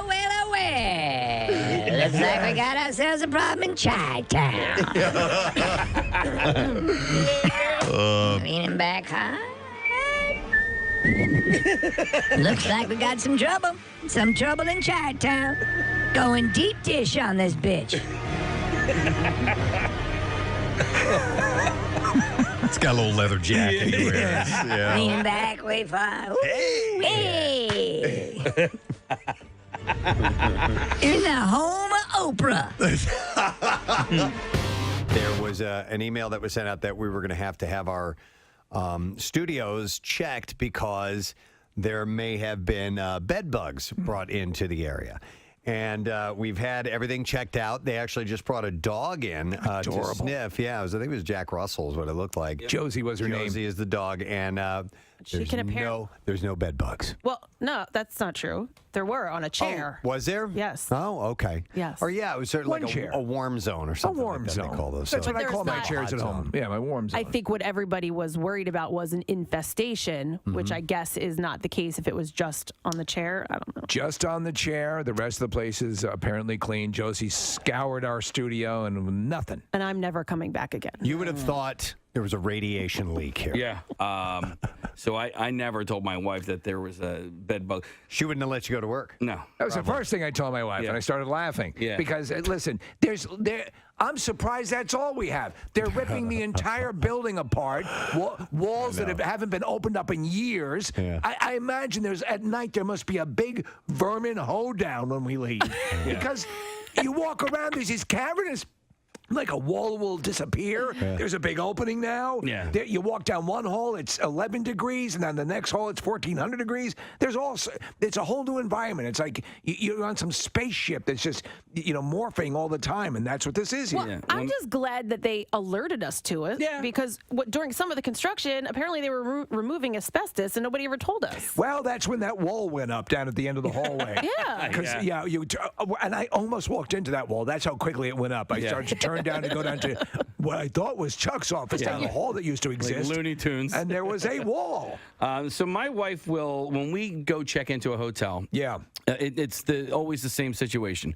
We open the door, we shut the door, we leave our bags right at the door while she goes and strips all the beds and looks through all the furniture for bed bugs. She's like definitely She's fanatical. So before you guys even enter the room, we have to leave our bags at the door. There's an inspection. I really wanted to come in a hazmat suit or some sort of bubble, but I couldn't find anything. That would have been awesome. I'm going through our text chain, and I'm like, hey, by the way, this is going on. I'm not going to tell my wife. And then Kathy immediately goes from 0 to freaking out. Oh, yeah. Get the F out of here. I'm not coming into work tomorrow. Who the F has bed bugs? Holy F, no, like 1,000 exclamation points. And then she says, do you know how hard it is to get rid of bed bugs? What's the company going to do about it? And when? And then Preston sends a GIF, of like a bed bug jug band. Yeah, playing music. And then Kathy fires back, that's not funny. It's not funny. I think I said F you to anybody who's not taking this seriously. And then I think Nick said, read Joe's email. And then Kathy says, F the email, F the bed bugs, and F whoever doesn't think this is a big deal. Where are we going to do our show tomorrow? Clearly, we can't go to the station, and we need an on-site location. My house is She was clean. ready. My house is clean. Yeah. She was ready to set up shop somewhere else. 100%. If you guys would have said, yeah, we have to do the show somewhere else, I would offer it up my house. Oh, really? Oh, my God. So it was one bug down the hall, right? Yes! Okay, I'm just asking. Could you see Casey coming home? Diane wants to check him, so she takes out the blue light. Doesn't find any bed bugs, just semen Bathed in stains. semen. Yeah. All over my face. We're good. The woman was saying that they have dogs that can do all sorts of that check for bugs that actually will. Wait a minute. I thought you meant that bed bugs use dogs to travel around. Back up. Mush, mush. For a ride. I thought you meant as piggybacking. You've never seen the bed bug Iditarod? No. It's good. Yeah. It must be majestic. It's compelling. Yeah, good dog, good dog. Good dog. Yeah. I love being out here in the open range. Yeah. Let's see here. As Godzilla versus Kong, starring Millie Bobby Brown, performed much better than expected given the circumstances of COVID and so on, and the original movie King of the Monsters' lackluster box office performance. A threequel is expected with Adam Wingard set to direct again. So he directed the most recent one. I believe so, yeah. Right. So according to the Hollywood Reporter, the concept being floated is Son of Kong. Godzilla vs. Kong has crossed $400 million globally and is the top-grossing Hollywood-produced movie since the pandemic hit. They're going to have to correct something now in both these, Son of Kong and Son of Godzilla. You gotta have a female Godzilla. Something. Mm-hmm. Who's he banging? Yeah. Where does this? Not unless they're asexual. They reproduce that way. I mean, there's only we know it's Son of Kong, right? But there's also Son of Godzilla. Oh, is there Son of Godzilla? Yes, I'm sure that's in the works as well. So maybe he could reproduce asexually. I don't know. We don't know much about Godzilla. He's kind of a mystery, but definitely not Kong. Well, Godzilla Definitely could. not. No, he's more. Yeah. He's a simian. He's a mammal. Why do we assume that Kong is a man? Wouldn't we see know it? He's all man. Well, I don't know. Wouldn't he be Queen Kong? Yeah, he'd be Queen Kong. Okay, fair point. But I didn't see any low-hanging fruit, so to speak. Yeah.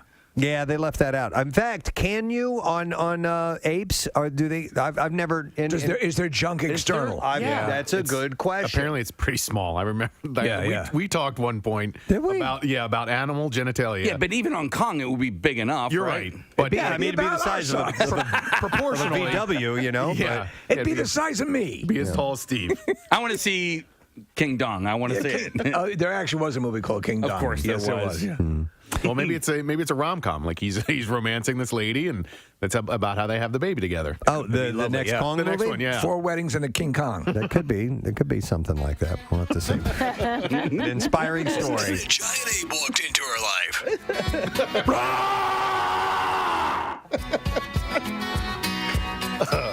All right. So anyhow, we will see if that comes to pass or not. But And how big his junk is, and whether there's a Mrs. Kong. Son of Kong. We'll have to see. What a goddamn day today. Sit down. I'll make you some dinner. I'm fighting these things that are apparently prehistoric. And yet I've never seen them. And I'm on an island. You'd think I would want to cross. I don't even know why they evolved that way. They're like snake things with... just give me a beer. Yeah, just think about it tomorrow. Just, you want to do a little grab ass? Yeah. Khloe Kardashian.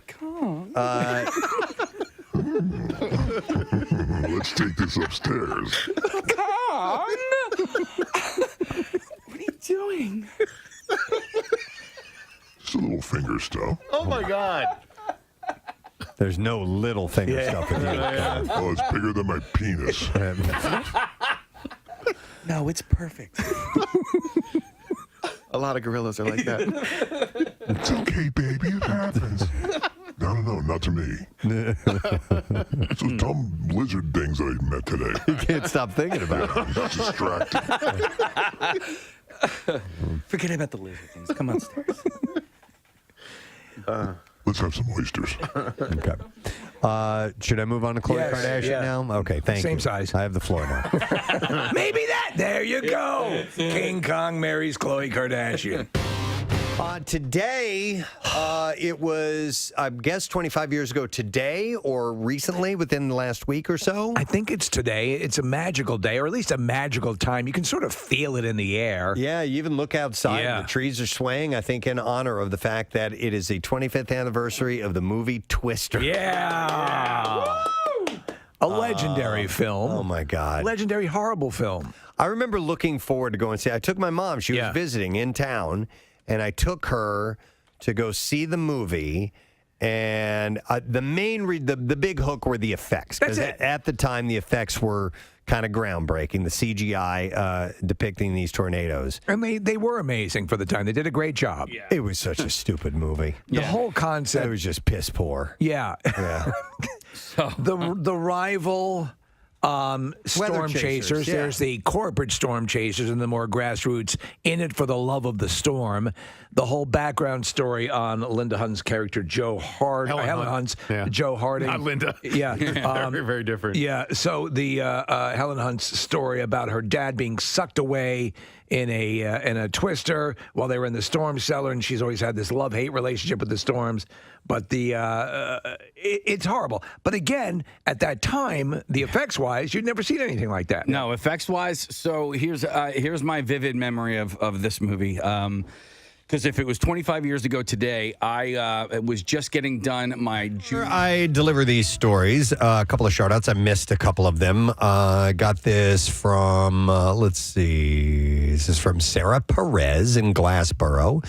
And she says, Sunday, February 23rd, my 29th birthday, and I would love a shout-out to kick off the last year of my 20s. Oh, boy. Been a loyal listener since 2014, and even if I miss a show live, I always have the podcast going when I'm driving or working.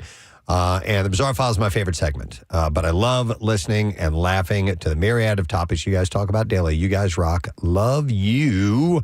Rage on from Sarah. So, Sarah, happy birthday to you. There's a shout out for you. This one, the subject line says shout out and P.S. to Kathy. Oh.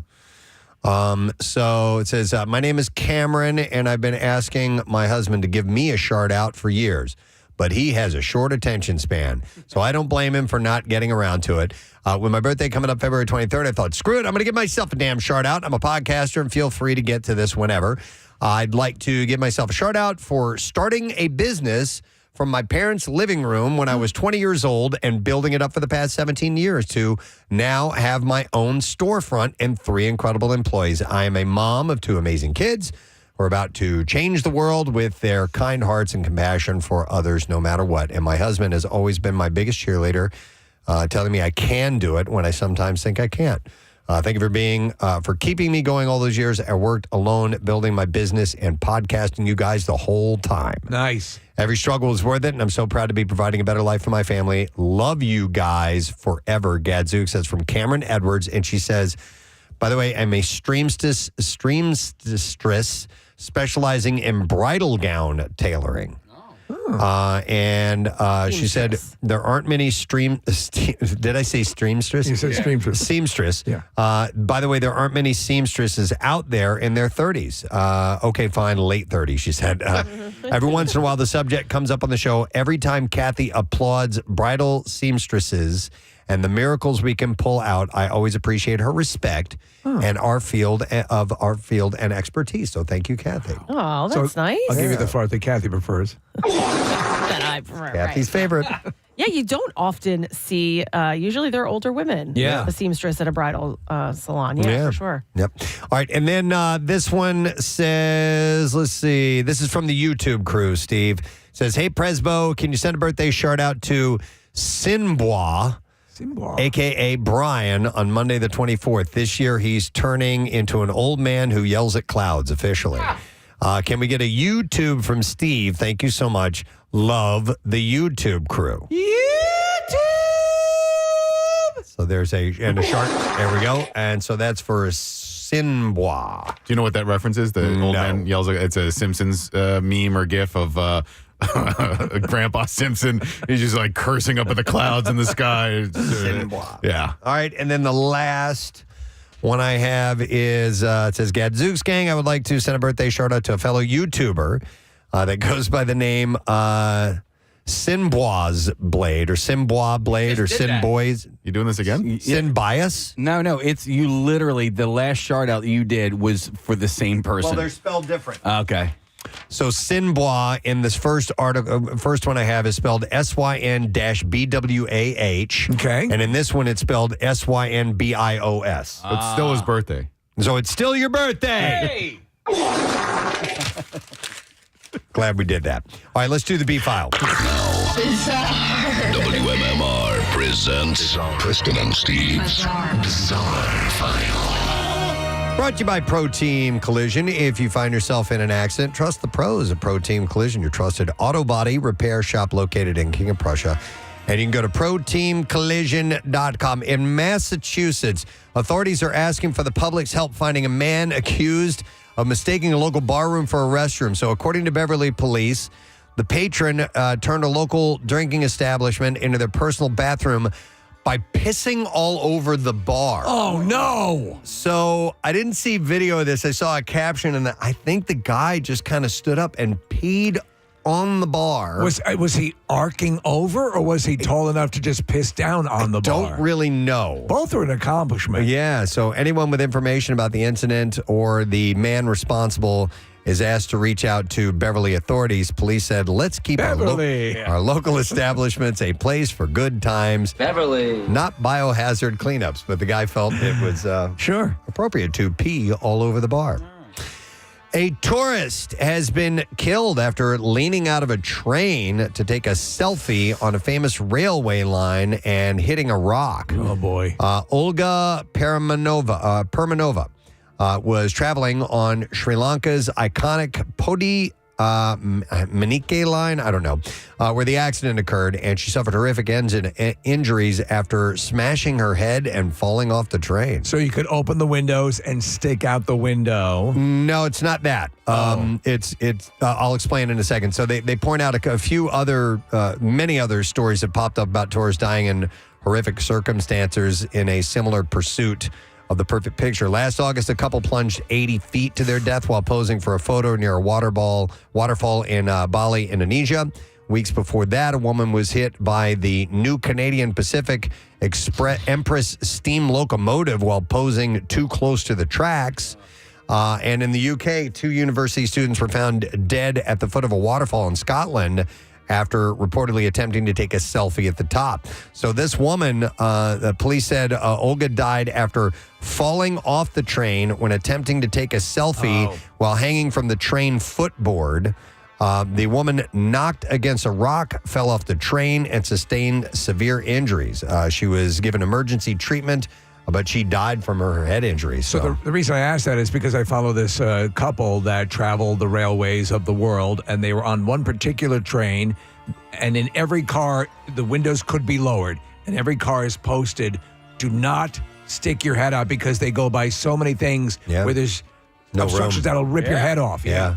There's an old story of two people that were doing that, trains heading the opposite way, and their heads actually collided with each other. So that goes way, way back. A JetBlue airline pilot was pulled off a plane and arrested at Logan International Airport Thursday shortly before the aircraft took off to Paris. Jeremy Goodorf of Ohio was arrested after U.S. Customs and Border Protection officials reviewed the flight's manifest and discovered that he, as the pilot, had an active warrant out of North Carolina for second-degree sexual exploitation of a child. Jesus. Right? Goodorf was arraigned on Friday in Boston Municipal Court on a fugitive from justice charge.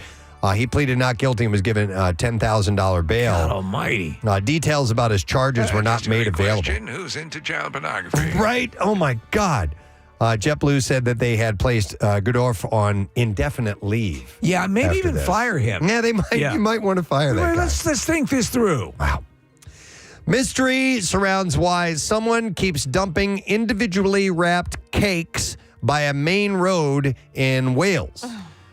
People living in Dolly Woodland, I don't know, that's how you pronounce it, Dolly Woodland. They have their own dolly. Conway County have been finding almond tarts, lemon tarts, and Eckley's cakes on verges by the A470 roadway, still in their plastic wrapping. The cakes have been appearing for several months now. Just sort of left intentionally, obviously? They don't know. And some have started to decay, but others are still in date. Margaret's Country Kitchen, the manufacturer behind the cakes, has asked the Phantom Iced Tart Flinger to desist from littering the Erie National Park. People living north of the village started noticing the cakes towards the end of last year. One resident, Paul Donnelly, has spotted them regularly and picked them up while out walking his dogs. And Margaret's Country Kitchen tarts. So good you'd eat them if you found them on the verge. he said it's been... He said it's been going on for quite a few months now, though this week we've had quite a major dumping. There were... You don't usually hear that. 3 earlier this week and another 2 on Friday. He said, I didn't notice them at first, but when the packing started to get familiar, I noticed a pattern. I say, Reginald, where did you find that? It was right over there at the verge. He said the strangest thing is that they're still sealed in their packaging and some are still in date. If someone's bought them, then why just throw them away? You'd think that after being run over by a lorry that they'd be inedible, but no, they're tasty as ever. People have been discussing the cakes around the village of Dolly Woodland and concluded that they've most certainly been thrown from a passing vehicle. Oh, yes, and I'm sure walked over quite a bit. One person In suggested... fact, it is a feral animal chewed on part of it, but it's still delicious. The cakes may be the work of the, quote, Phantom Iced Tart Flinger. There you go. That's the kind of crime they have. Yep. And that is what I have in the bizarre file for you at this point in time, my friend. All right, let us take a break. Come back in just a moment or two. We got stuff to do on this, what's turning out to be a beautiful Monday morning. Sun is shining. Temperatures are up a little bit. Enjoy. We'll be right back. Preston and Steve. I was a lifeguard and I was at my boss, the guy who owned the company. I was at his house getting all the supplies ready to clean out pools. We did apartment pools. And he talked like this, like his voice was like this, right? And so it's me and my little brother, and we're power washing all this stuff in his driveway. And he goes, I saw Twister last night, and those tornadoes were real. And he said that. Those tornadoes were real. He must have said that like a half a dozen times. My little brother, it was me and him, my younger brother, sorry. It was me and him. And so we will, I mean, even 25 years later, if the word tornado comes up in conversation, he and I will say, those tornadoes were real. What was that guy's name? I don't want to say his name. What's his first name? What was his first name? Last name?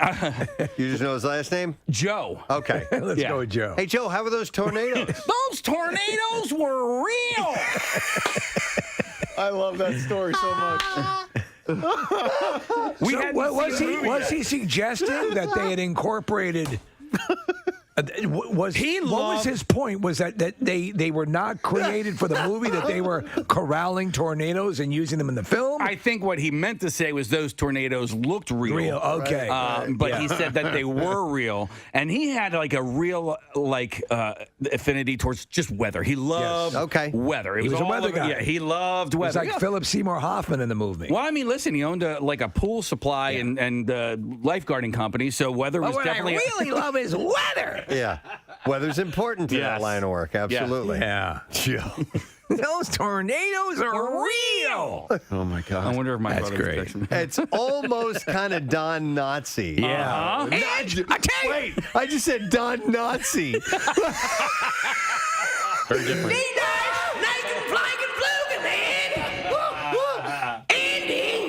Don Nazi.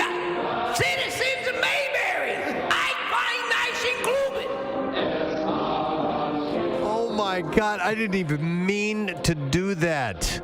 Wow. Okay. Floyd in here. I have something for him to do. We got to talk about this Jewish thing. All right. But you guys would be surprised how many people are texting in on how this is their favorite movie. Yeah. Or that it's their I don't even get why the we're best talking movie. about it. it's the 25th anniversary. We're talking about it Tornadoes were real. Who cares? I mean, come on, Cap. It was real. By the way, when Casey says that, he puts his hands by his sides. Yeah. I'm trying to like he pushes them into his sticks his elbows out and goes, it was real. Those tornadoes were real. Primal Fear. Ed Norton has them as a very diabolical character, right? I remember he's completely psychopathic. A good twist. It's a twist. Too. Yeah. It's a twister. It was real. Those tornadoes were real. Dude. I can't believe we just met this guy. I can't believe I never took You've never brought it I up. love that. Dude, that guy, man.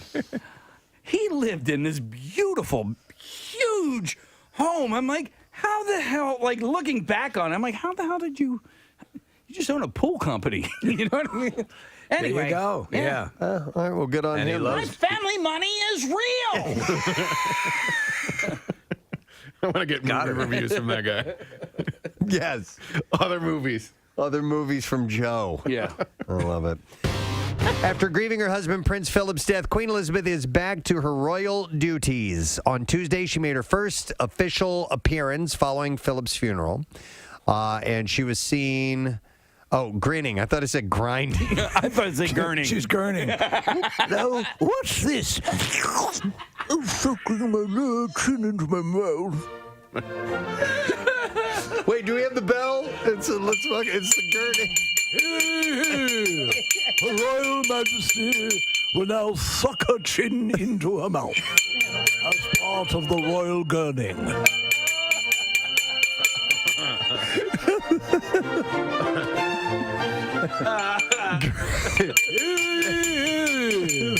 Her Royal Majesty will contort her face by sucking her chin up into her mouth. If you're not familiar with gurning, it's when people like take their false teeth out and suck their lips into their mouth. If you know what bitter beer face is. Yeah, that's gurning. So she was seen gurning during two virtual audiences with Windsor Castle. So yeah, Prince Charles will gurn simply by standing there. No, it was grinning is the word I read incorrectly. So, by the way, this very bell came from England. No. Really? Yes, it did. I ordered it on Amazon, and it came, and there was the parcel information said from England. So maybe it's the one the Queen uses. It might be. Might be. Where's my goddamn bell? the gurning. I sold it on Amazon. There we go. We had mentioned this earlier this morning, but it's definitely worth bringing up. The restaurant named Cadence, which is a BYOB on Girard Avenue, was named the best new restaurant by Food and Wine. That's a super well respected journal in the world of the culinary happenings. Yeah. And so this is a big honor. But in the order, you have Cadence is number one in Austin, Texas. Suerte. Frenchette in New York, Conby in Los Angeles, Kumiko in Chicago. These are all one-word names. Manny's Chili Dogs. Ah, that's on there. No, Pat's Chili Dogs. Pat's Chili Dogs. Yes. Dogs. Definitely the best theme. Yeah. Voted number one in Food and Wine magazine. Yeah, baby. That was from the band Cinderella when they were big in the area. They did Hi, we're Warren. We were in town. We wanted some good chili dogs. We always read through Food and Wine magazine to see who won. They did a commercial for Pat's Dogs.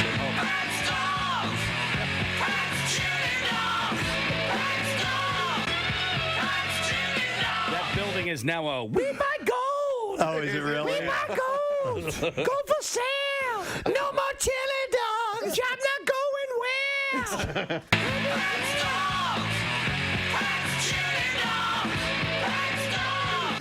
Next step, selling blood. Yeah. So number 6 on this list is Ada, which is Ada Indian Canteen. Ooh, I love canteens. When you go in that, you need water. Fox and the Knife in Boston. Boston sucks. Hey, we beat Boston. Yeah. Love me some good Fox. There you go. Suck at Boston. How's the Fox at this place? Indigo in Houston, Nightshade in Los Angeles, and in New Orleans, a place called Piece of Meat. There you go. You know, it's I think one of the most difficult parts of a restaurant would be a name that means something and pops to people. Yeah. You know, like Pat's Chili Dogs. Right. That's.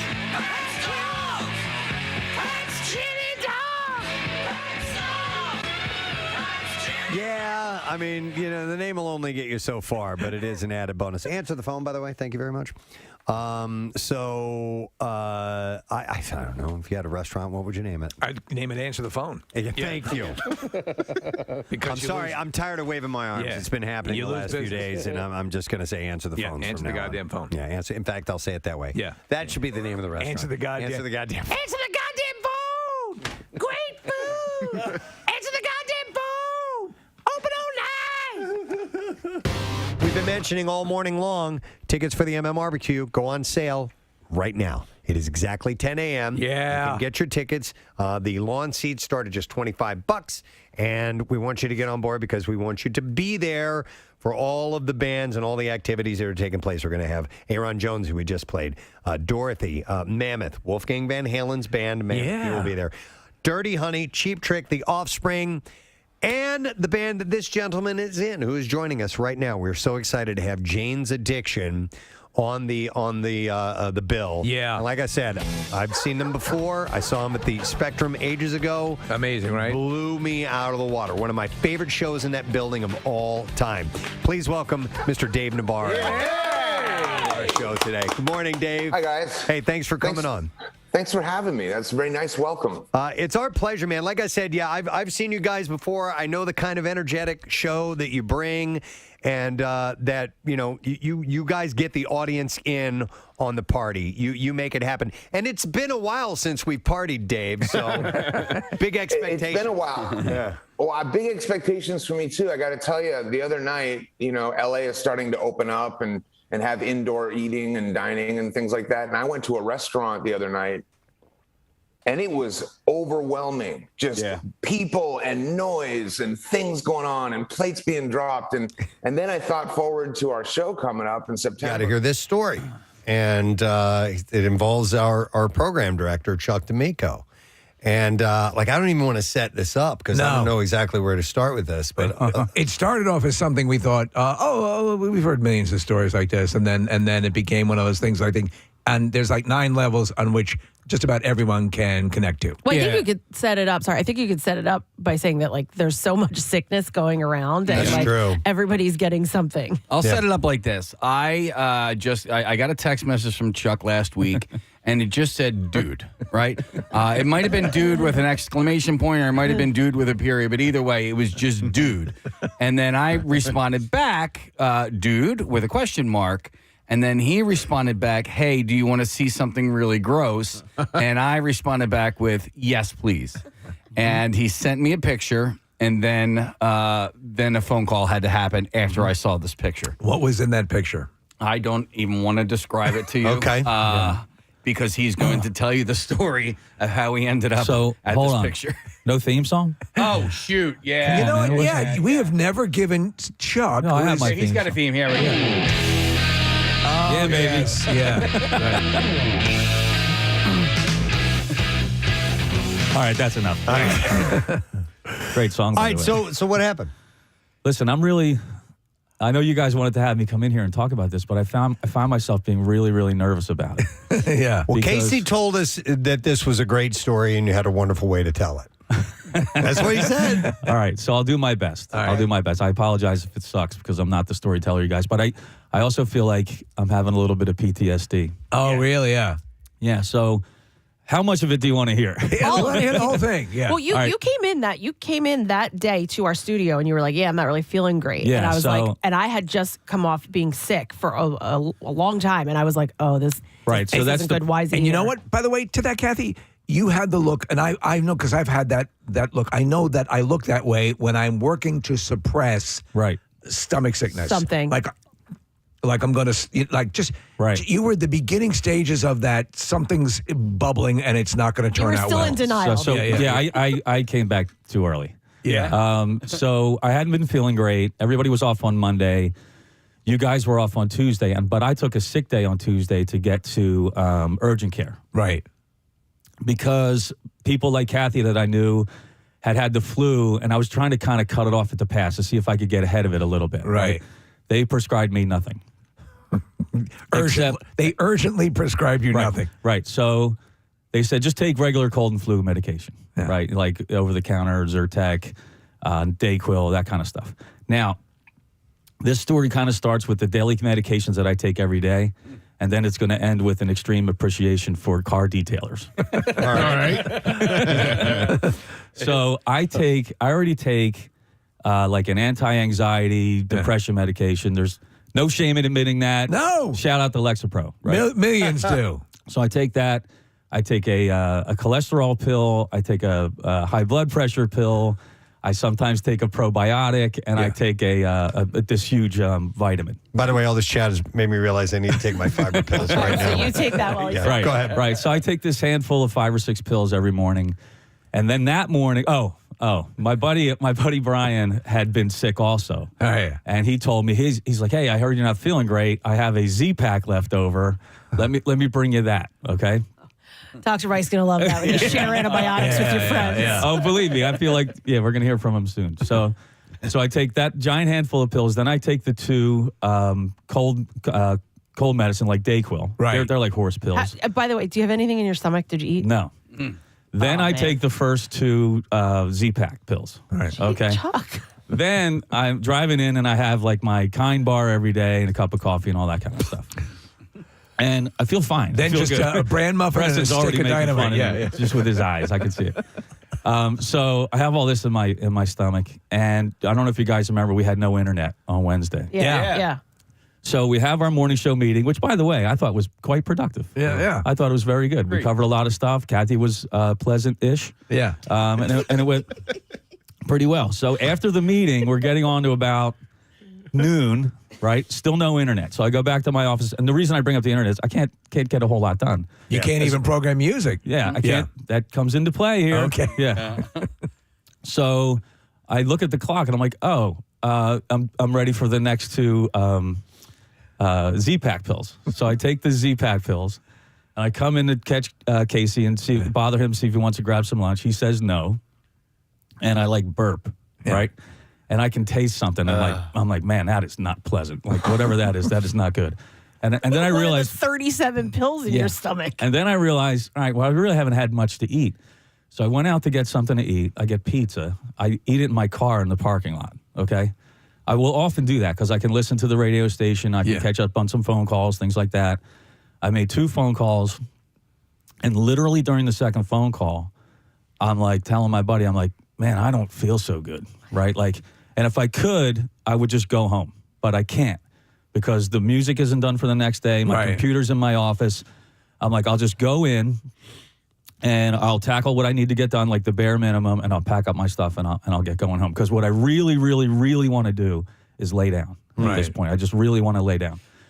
So I come in and I'm able to work for 10 minutes, and then I got to put my head down for 10 minutes, right? And I can work for 5 minutes, and I got to put my head down for 10 minutes. You're in your office the whole time? Yeah. And it's really, really not getting good. Because there's not a ton of places to literally lie down around here. See, I would have done that. Like our old offices, we had dark conference rooms, we had couches, you could turn the lights off. I mean, Preston built a fort under his bed. You can lay under my desk when you want to. Just clean it up after. I actually thought about coming in here. Yeah. Because you can turn the lights off and there's a couch. But what I really needed to do was just get home and lay down. Yeah. Right? That's what I really needed to do. When I was walking in, I realized I had a pretty bad headache, right? So I took the next 2. Oh, man. I took the next 2 cold and medication, cold and flu, because they have ibuprofen for headaches and stuff like that. So I took those 2. Was there any glaring messages on boxes about what not to pair certain medications with? I don't even know if I have the boxes. Okay. I certainly didn't read. All right. So I got a dozen pills in me, like a pizza and a coffee and a Must be Kind taken with right. pizza. Yeah, right. Right. So, and by the way, I am feeling terrible, and it's not a stomach ache. I can't tell you what it was. It was from my head to my waist. Everything just felt awful. Everything. You flush? Just I like barely any energy. Right. Yeah. I finish up my paperwork and all that, and I get walking out to my car. And I get in the car, and I'm like, I'm just going to try to make it. I'm just going to try to make it home. You live in New Jersey. Yeah. It's about a 40-minute ride. Are you leery of driving at this point, or is it not? Yes, but I feel like I can take my time, kind of stay in the right lane, and just let people go by me. And you know. So I get driving, I get to Belmont Avenue, and I'm like, Which is just outside, it's outside the parking lot. Yeah. It was down. I was through 2 lights, right? So you could put your car in neutral, and it will roll to Belmont. Did fresh air help at all? Like walking outside? I cracked the window. Okay, but so you leave the building, walk to your car. Right. In the interim of walking from the building to your car, did you feel any better, or did you just feel No, okay? Not even a little bit, right? But I'm like, I'm just going to try to tough it out and get home. So when I get to Belmont Avenue, I'm like, man, I might have to pull over and just lay down in my car because I just really, really want to lay down. So I turn my hazards on and I start driving with the hazards on and just letting people pass me and all this other stuff. So I get onto the Schuylkill. I make the right onto the Schuylkill. And then I start feeling tingling in my left hand, right? Like very noticeable tingling in my left hand. Mm-hmm. And at this point, I'm thinking, this is not normal. Whatever this is, it's terrible. Do you start to think heart attack? Yeah. Yeah, but it wasn't painful. It was very tingly, right? Yeah, you usually would feel like a sort of a stabbing or a pain, yeah. And then immediately, it's also in my right hand, right? Okay. So both of my hands, Good, not I'm like having pins a and needles. double heart attack. Yeah. So, but it's a very interesting, unique sensation. It wasn't like pins and needles. And my hands, they're not weak, but they're just very, very odd. I drive for another 2 or 3 minutes. Now it's both of my entire hands. And it's very, very intense in both of my hands, right? And I'm like, oh my God, I don't know what is happening to me, right? And so, you know how you have a thought, you have like a complete thought in less than a second? Yeah. Like you don't have to say all of the words to yourself. Like you just, and I'm having thoughts like, I could call my wife, but she couldn't do anything. Like, you know, and if I call 911, I don't even know how to explain like where I am. Where you are, yeah. Or how to find me and all this. I'm having these thoughts like that. Now the tingling is, I can literally feel it moving up both of my arms, right? It's coming up my arms. And I'm like, this is awful. This is horrible. It's not going to turn around. So I pull over to the side of the road on the Schuylkill. I have my hazards on. I got my windows all the way down. I'm getting cool air coming in. And at one point, I had that big black jacket on that Preston and I both have. It has like a heavy pockets. At one point, I'm like, I have got to call 911. I have got to get some help. You've gone to the place now where you it is do or die time. I'm in my car like this. Yeah. I'm like this, you know, like I can't move. I can literally feel whatever it is moving up my body, moving up my arms. My arms are tingling so much that they're vibrating. They felt like they were vibrating from the inside. Wow. And then it started to feel like I had like warm gloves on from my hands all the way to my elbows. At this point, I can barely get enough energy to get my hand out my driver's side window, and I'm waving for help. Oh my God. Right? I'm like this, and I'm waving, just trying to get anybody to stop and pull over. Yeah, right. And you're still on Belmont?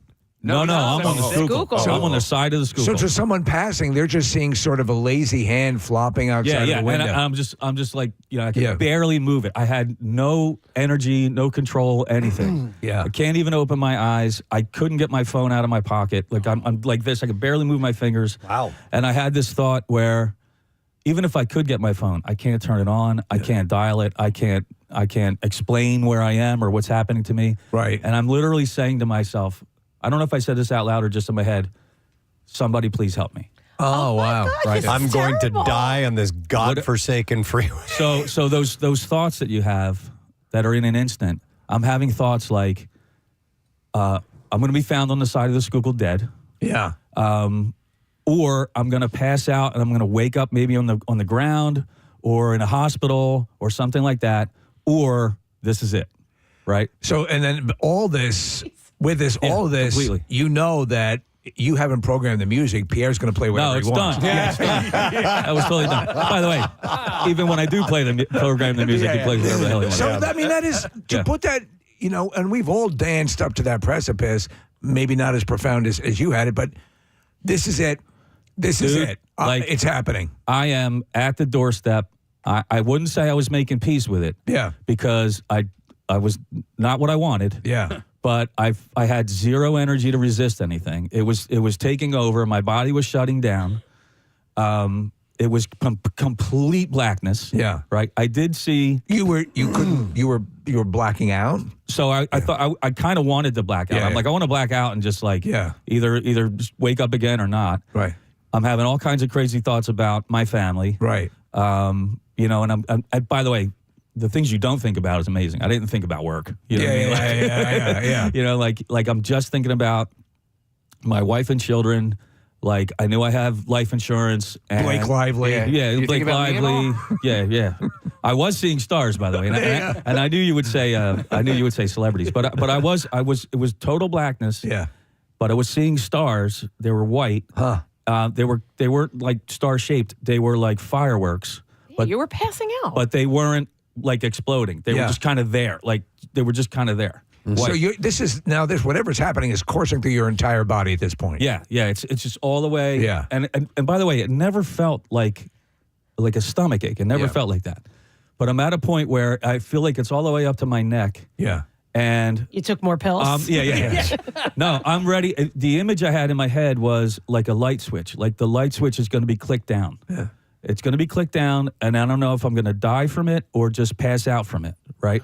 And I'm right there, and then completely out of nowhere, I never felt it coming, blah, just all over the inside of my car. Projectile vomiting is what you mean. So sometimes you vomit where you can literally see like you can see the force of the flow coming out of your mouth. Is that what you had? Oh yeah. Yeah. Oh yeah. So it's pizza and pills at this point. Yeah. Which is a great 60s band. Just everywhere. I mean, just everywhere. That was the latest from Pizza and Pills. And I feel How long like did it last? The vomit. Okay, so I immediately felt like, oh, this is what needed to happen. Yeah.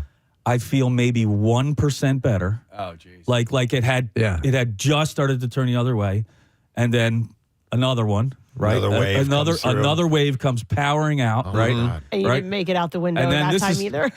Oh no! I couldn't even move. I couldn't move. Where's It was the I'm bulk like of it this, and landing? It's just coming Everywhere. Let's see. Console inside the stick. The little bags around the 2 stick shifts. Yeah. Kat, there have been just a couple of times in my life where throwing up, I did not care where it was going. Yeah. Like it was usually that's priority. Like, where am I going to hurl? Where am I going to toss it? Oh, yeah. There have been a couple times where I'm like, I'll just puke all over me. I don't care. I You're feel not presented so with an bad. option. Yeah. Yeah, you just don't. It just care. happens. You just feel so bad. You just need it out. You just need it out. Your body needs it out. So there You were- have no sway over it. It happened 4 times. Right. 4 It times? happened 4 times. But you guys will love this part. After the second part, the other end of me was like, yo, we got some business. We back got here. no way. Yeah, right. So the other end of me was there, and it had been so scary and so horrifying that for half a second I thought, just let it happen, man. Just get it out. So you're able to at least bargain with your ass. Right. Okay. Now, what's awesome is it didn't happen. Okay. But I also didn't have to I didn't have. Would have been awesomer if it would have. Oh yeah, well, for this story, yeah. No, but it didn't happen. Not right? for the detailing place. Right. Isn't it remarkable that there's zero shame attached to the vomit, but like a little bit of shame if you pooped your pants? Yeah, but I felt like I was staring death in the face, and I'm like, if this is what it takes to start feeling better, like You do it. You do Get it out. It is go. how you survive. Right. So for whatever reason, we moved on from that, and then 2 more times in the car, and then I was able to like find a napkin out of my glove compartment, like wipe my mouth, and just start. You want to be driving. presentable. I had to get it out of my nose and mouth, and you know what I mean. So Like, you just drove home in just- like a wall of vomit. cars full of puke. Smells great. Still have the hazards on. What's and your- I still feel like hell. You're still at about 95% feeling horrible. Yeah. Even with expelling all that. Oh yeah. At what point did you text me, dude, and then took the picture of the vomit? I made it home. I walked in the house, took off my pants, my jacket, my shirt, all that, and I got some water, brushed my teeth, all that kind of stuff. Right. And that's when I was able to go out and check out the damage in the car. How are you feeling at this point? Pretty good, actually. Okay. Yeah. I ended up being homesick the next day. Right. Because it was one of those kind of days where it's like you can get up and walk around for 5 minutes, but then you have to lay down for half an hour. You've blown all the electrolytes out of your Everything. body. Yeah. Like I didn't want to eat or drink anything Right. for a while. Somebody texted in, Chuck. This is before you even got to the puke portion of your story when you were just talking about the tingling sensation. Somebody had texted in and said, I had a very similar experience when I had neurovirus, and I was in the ER when I went through it. Right. Yeah. Somebody else had said, Casey's wife, Diane, said neurovirus. Yeah, but that's going Yeah. around. People are getting that. I had somebody tell me a story that, Chuck, the other end, they didn't make it. Like didn't they make thought it. they didn't make it. Oh, they did literally both? crapped their pants. Did they puke as well? Yeah, puking and crapping. Well, I did. Kathy, was I it immediately. some other person. No, Steve, it wasn't me. But no, I immediately, like, when I got home, threw the clothes in the laundry, immediately went to the bathroom, and that was horrifying as well. Yeah. But at least it was where it belonged, and I didn't have to clean it out of my car. Yeah. Where it's wow, man. Yeah. So you thought you were going to die. Big time. Oh, yeah. How does that change you now? Less pizza. Yeah. Less pizza. More triumph. Yeah. Don't come on the show without my theme song. I don't know, man. Like, I don't know. It's one of those things where, like, afterwards, and you're happy that that it didn't okay, happen. yeah. Like, you want to hang on to that feeling of, like, it immediately resets your priorities. Yeah. You know what I mean? Like, but they kind of are what they are anyway. But you get lost in the stress of the daily job and BS. You know, it's really hard to maintain perspective of what really is important, what matters, and what doesn't. You know? It's funny. So I had the cancer thing in 2014 and prostate cancer. And I had Dr. Mike, and I had the best people. And people, I got awards for things about fighting cancer. I never fought cancer. I mean, you know, I always say, kids are now in CHOP. They're fighting. They're heroically doing, and anyone who's dealing with it. Mine was very simple and very easy. But after that, the euphoria of coming through it, but then you are living your life as you always live your life. Yeah. And I want to say it erodes it. You have an extra percentage appreciation, but you're going to live your life, and you're going to have the same foibles and the same things that influence the way you react throughout the day. So you'd like to say that in a moment of weakness, when you're going to not be the person you want to be, you could say, but that reminded me to appreciate life. Yeah. It doesn't always, you know. Hey, Chuck, when did you have the energy to clean your car out? Monday. Wait, what's today? Monday? Today's Monday. I did it the day that I was off, Thursday. Thursday? Yeah. So it sat in there for a day. Overnight, plus, about 24 hours. By Imagine if someone tried to jack your car that night. So, Would have left it on. It's not even really done. I cleaned it like 3 times. I you know, at the risk of payola plugola, I might be a great target for somebody to market their car detailing. Did you in fact bring it to a Not yet. No. Okay. No, but it needs it. No. Honestly, I'm driving around with a can of Lysol disinfectant in there. Oh my God, man. Yeah. At least it's warm today. You can have the windows down. Well, yeah. Yesterday it was warm, and I'm like, oh, this might help, and then it just smelled like hot puke. Oh, that's disgusting. Listen, something like that, when it gets in the cracks of a vehicle, it's in the seats. Yeah. Like the seats need to be pulled out and shampooed and all that kind of stuff. Wait, we need to see the picture. Oh, you don't want to see that. No, it's terrible. I'll send it to you guys. That's all right. Big chunks of cheese and here's another text says, yes, I had neurovirus, threw up at work in my waste paper basket, was sent home and almost lost it out the other end on my way home in the car, and it says tingling fingers, tingling toes. Dude, that's neurovirus. Yeah, I had a little bit of my toes, but the hands, it was all the way up my arms to the point where it felt like I had warm oven mitts on both arms. So your first sign of anything was wrong was how much in advance of this episode? How many hours, how many days before did you get? Was it 2 days? Was it a day? Was it 12 I had like hours? a lingering sore throat. You know, that like I was trying to address and wasn't going. Oh, the other thing I was taking on was the coldies. I kept having coldies. Coldies, Coldies. They have like the zinc for your throat. Yeah. It sounds like none of the medication was here. It sounds like to what everyone's saying that you had norovirus. Yeah, but I don't know. You know what makes it go. Yeah. You know, if all the mixture in my stomach made it worse or what. Hang on. Dennis has a tip for those who have an emergency. Hi, Dennis. You're on the air. Good morning, bud. Hey, good morning, guys. All I did was get out of the shower. Yes, of course. What's up, my man? Hey, listen, you could like hit your button on your phone and Siri comes on and it'll do stuff for you. There's a program that you don't have to hit it. As long as you it hears your voice, it'll do it. So if you're in an accident and your phone's near you, but you can't get to it, you can ask her to dial, you can ask her where you are, you can have her turn your flashlight on, record a statement, do anything. So that's really good to have. So in case you don't know where you are and feel like Chuck was hesitant on calling 911 because it's like, I'm not sure exactly where I am, it will tell you your location if you need it. Yeah, exactly. You don't have to press it. You could just say, hey, Siri, call 911, or right. Siri, what's my location? Or record this message. Like, you think you're not going to make it, leave a message for someone what happened. Okay. That does, turn the flashlight on even. I didn't even think about that. And so for you, if you had done that and you had passed out, because it's a 911 call, I believe they can locate your cell signal. Right. Babe. Yeah. Right. That was thanks, Dennis. Kind of my thinking when I tried to get it out of my pocket. Normally, it's funny. Normally, I would have it, like I have a little holder in the car and it attaches to the stereo and all that. But for whatever reason, I hadn't done that. And when I tried to get out of my pocket, I thought maybe if I could just dial, they could find me. Right. Somehow, you know what I mean? Yeah. Was your wife Leanne home when you got home? She was at work. She was at work. Okay. Yeah. It was probably better for you psychologically that you don't want to come and look like you crawled out of Vomit Central. Yeah. Oh, yeah. A vomit bath. I mean, at least you could rehumanize yourself a little Kath, bit. what do you think of the picture? Dude, there's like a pool of vomit in your cup holder. And it was cold I wanna Wednesday see night. it. So when I went to clean that out, they were frozen. Frozen puke in the cup holder. man. Pukesicles. That's something. Yeah, Dude. Yeah, so Brett, I'll send it to you. I'm sending it to you now. Your system got cleaned out. Oh yeah. Yeah. Oh my God. Yeah, I lost like 2 pounds. Nice.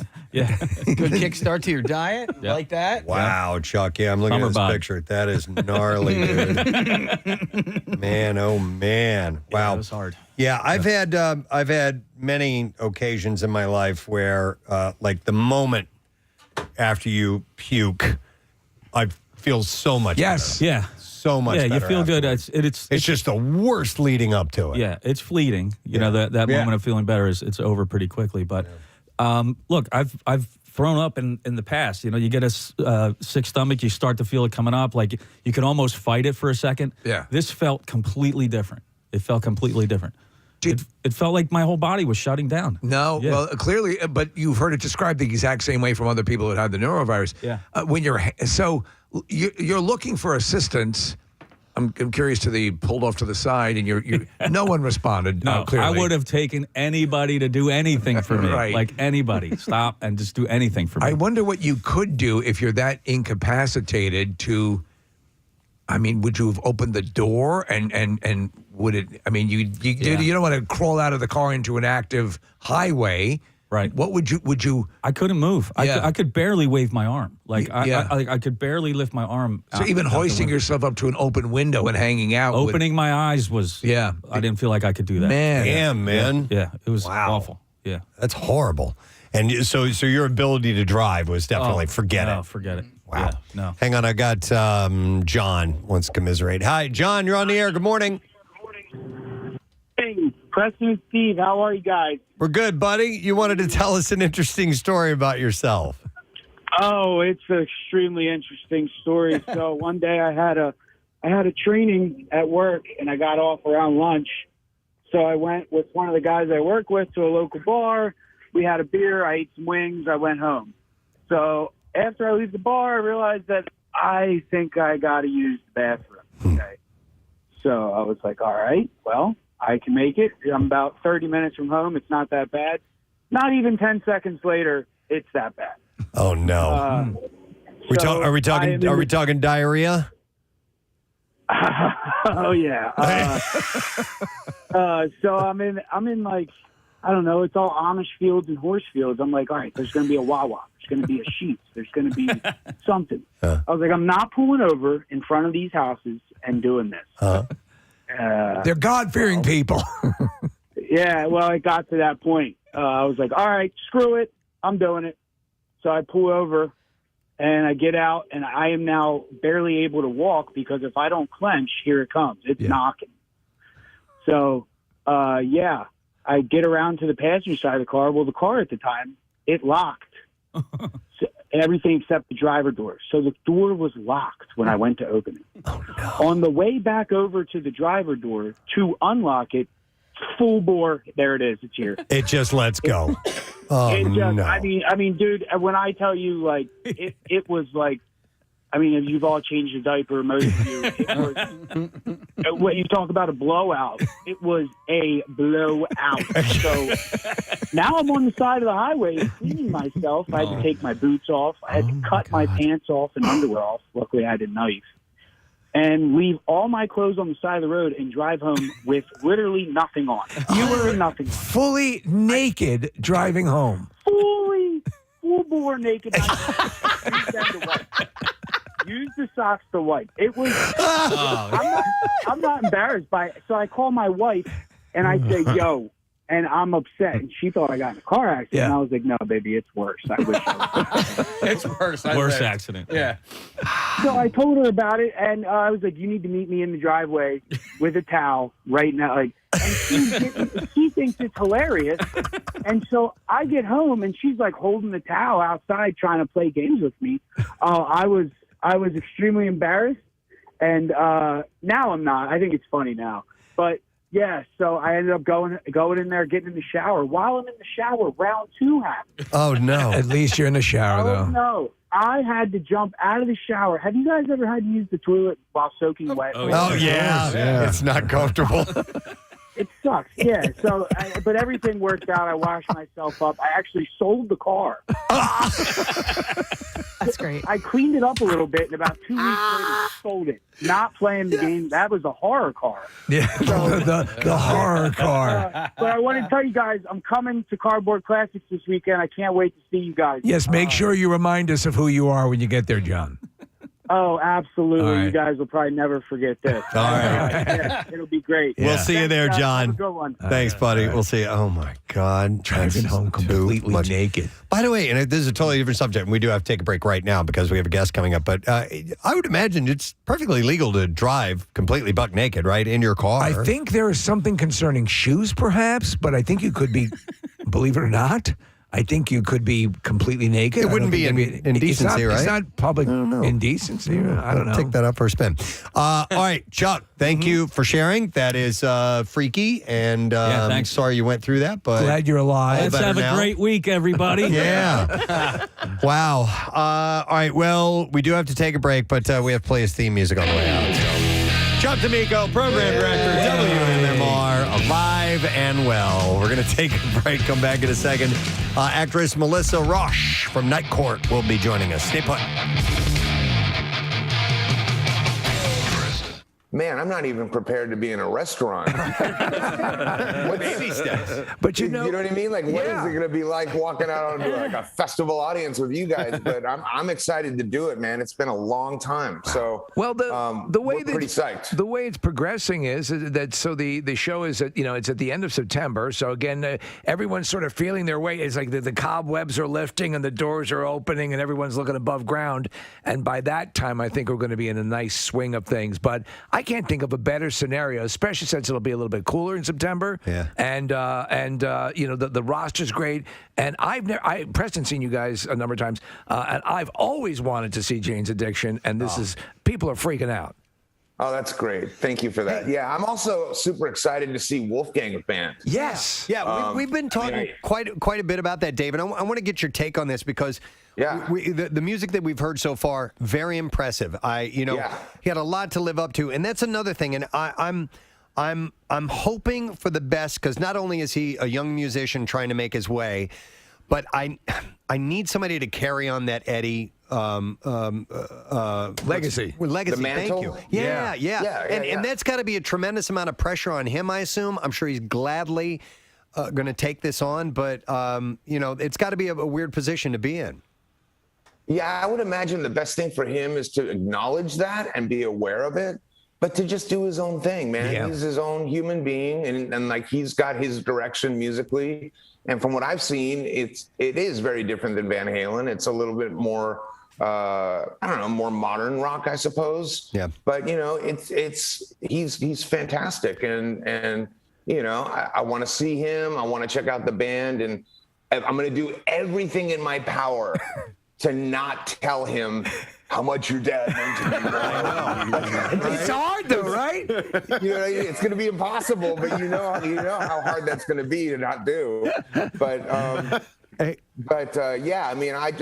hope the best for him, and I typically don't get to when we do these festival shows. I typically don't get to them early, but I'm definitely going to come down and check out Wolfie, and I'll probably check out Cheap Trick too, because Xander's a friend and I played with him a bunch of times. And a weird side note for me is that I think the first concert I ever went to was Cheap Trick opening up for Kiss. Wow. Oh my God. Yeah. Like in the 70s. Yeah.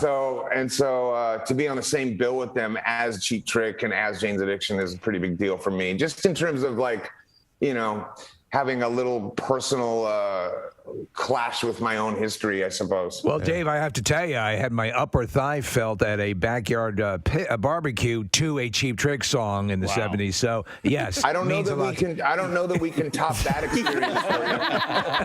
I mean, that was good. Hey, Dave, At least you had that. I wanted to ask, with the length of time it's been since musicians have had a chance to do live shows. I mean, you can pick up the guitar and you can play it and you can keep your chops going, just doing a little rehearsing here and there and writing whatever you may be doing. But is there a difference between being, keeping the instrument fresh and being on stage? Or do you have to get your stage legs together, essentially, is what I'm asking?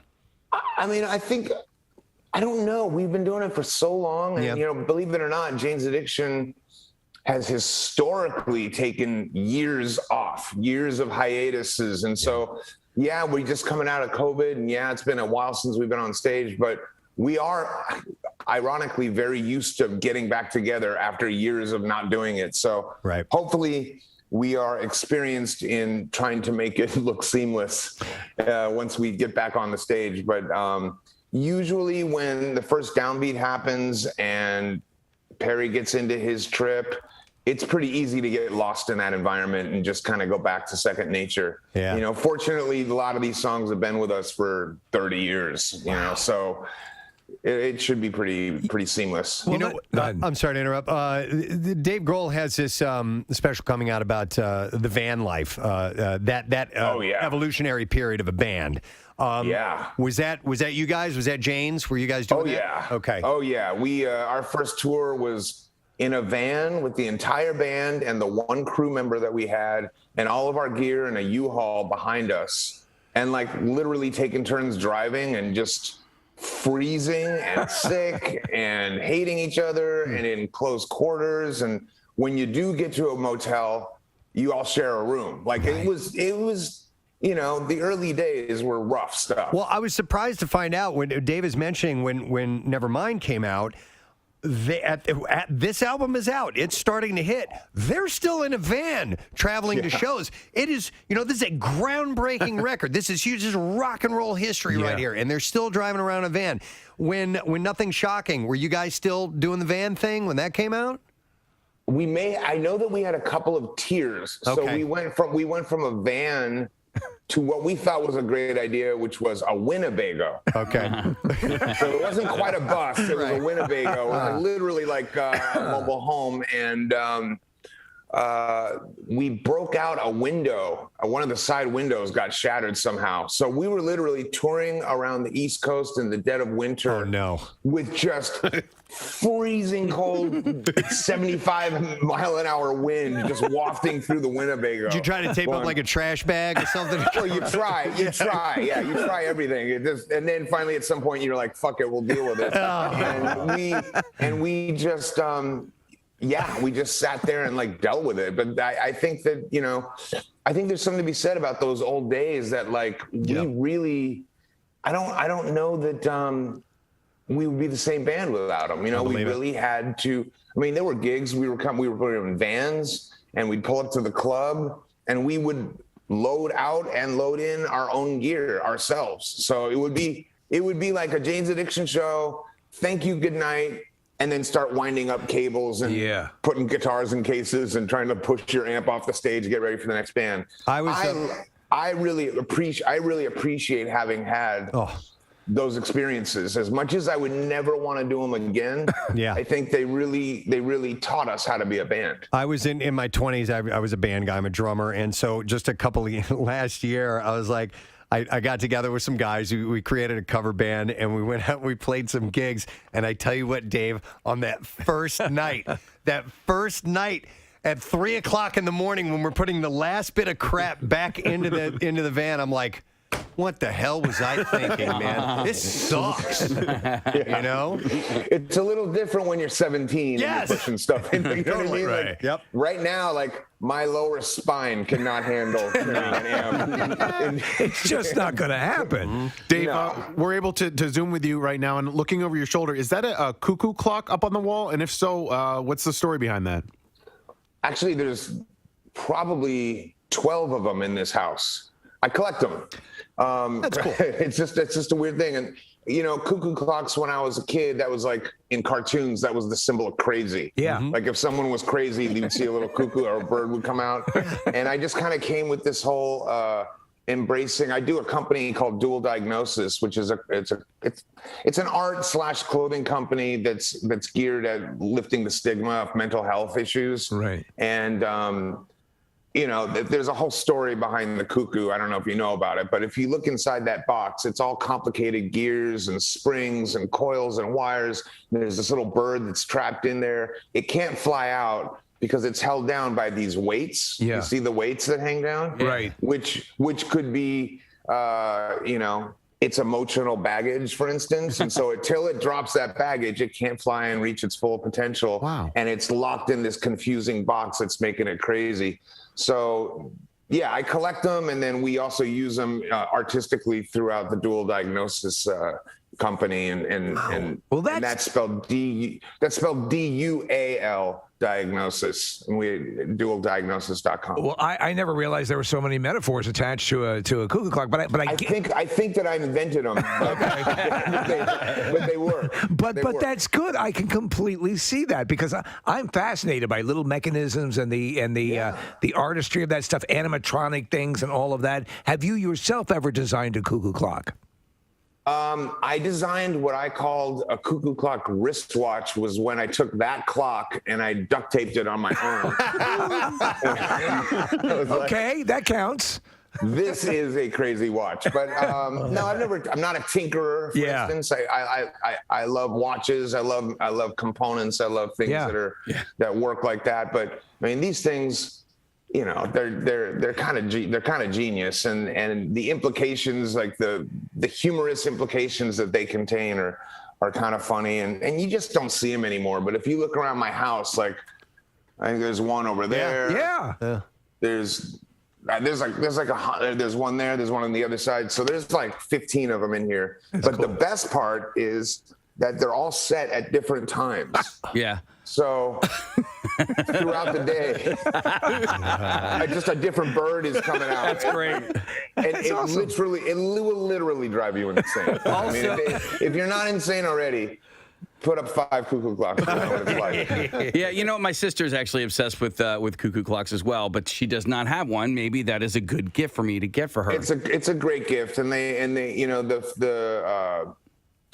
they make them battery operated now, but the ones that are really special are the ones that are handmade, that use the actual weight system to have the tell time. And even the pendulum has to be hung at the right length. Otherwise, it's going to either tick too fast or too slow. Okay. So they're very complicated things, but they are interesting to be obsessed with. I completely get it. Yeah. I did not expect to be talking about those. Well, I'm sure you're not going to expect to talk about this either. Are you wearing a Snuggie right now? No, right now I am wearing it's like a hooded cape. This is like for outdoors life. That's ceremonial outdoor life. And it happens to be 7 a.m. here in LA, and I just happen to be freezing. But I will tell you this, I am not opposed to a straight up Snuggie either. No, why would you be? Dave, who would you say between you and Perry, you guys are artists to the core. Yeah. Who's a little more quirky in their personality? Is it you or Perry? We both have a lot of, I guess, independent thought, I would say. Mm-hmm. And, but I would say that, I would say Perry, just because being a front man of a band like this and having to have that sensibility and be on every night and deliver every night, like I get to turn around and hide behind the guitar and like get lost in my instrument, which I love, because I did a solo tour in 2000, and I just came to learn that I didn't love it. I didn't love leading the band. I didn't love being the lead singer. I didn't love the eyes. I didn't love the pressure.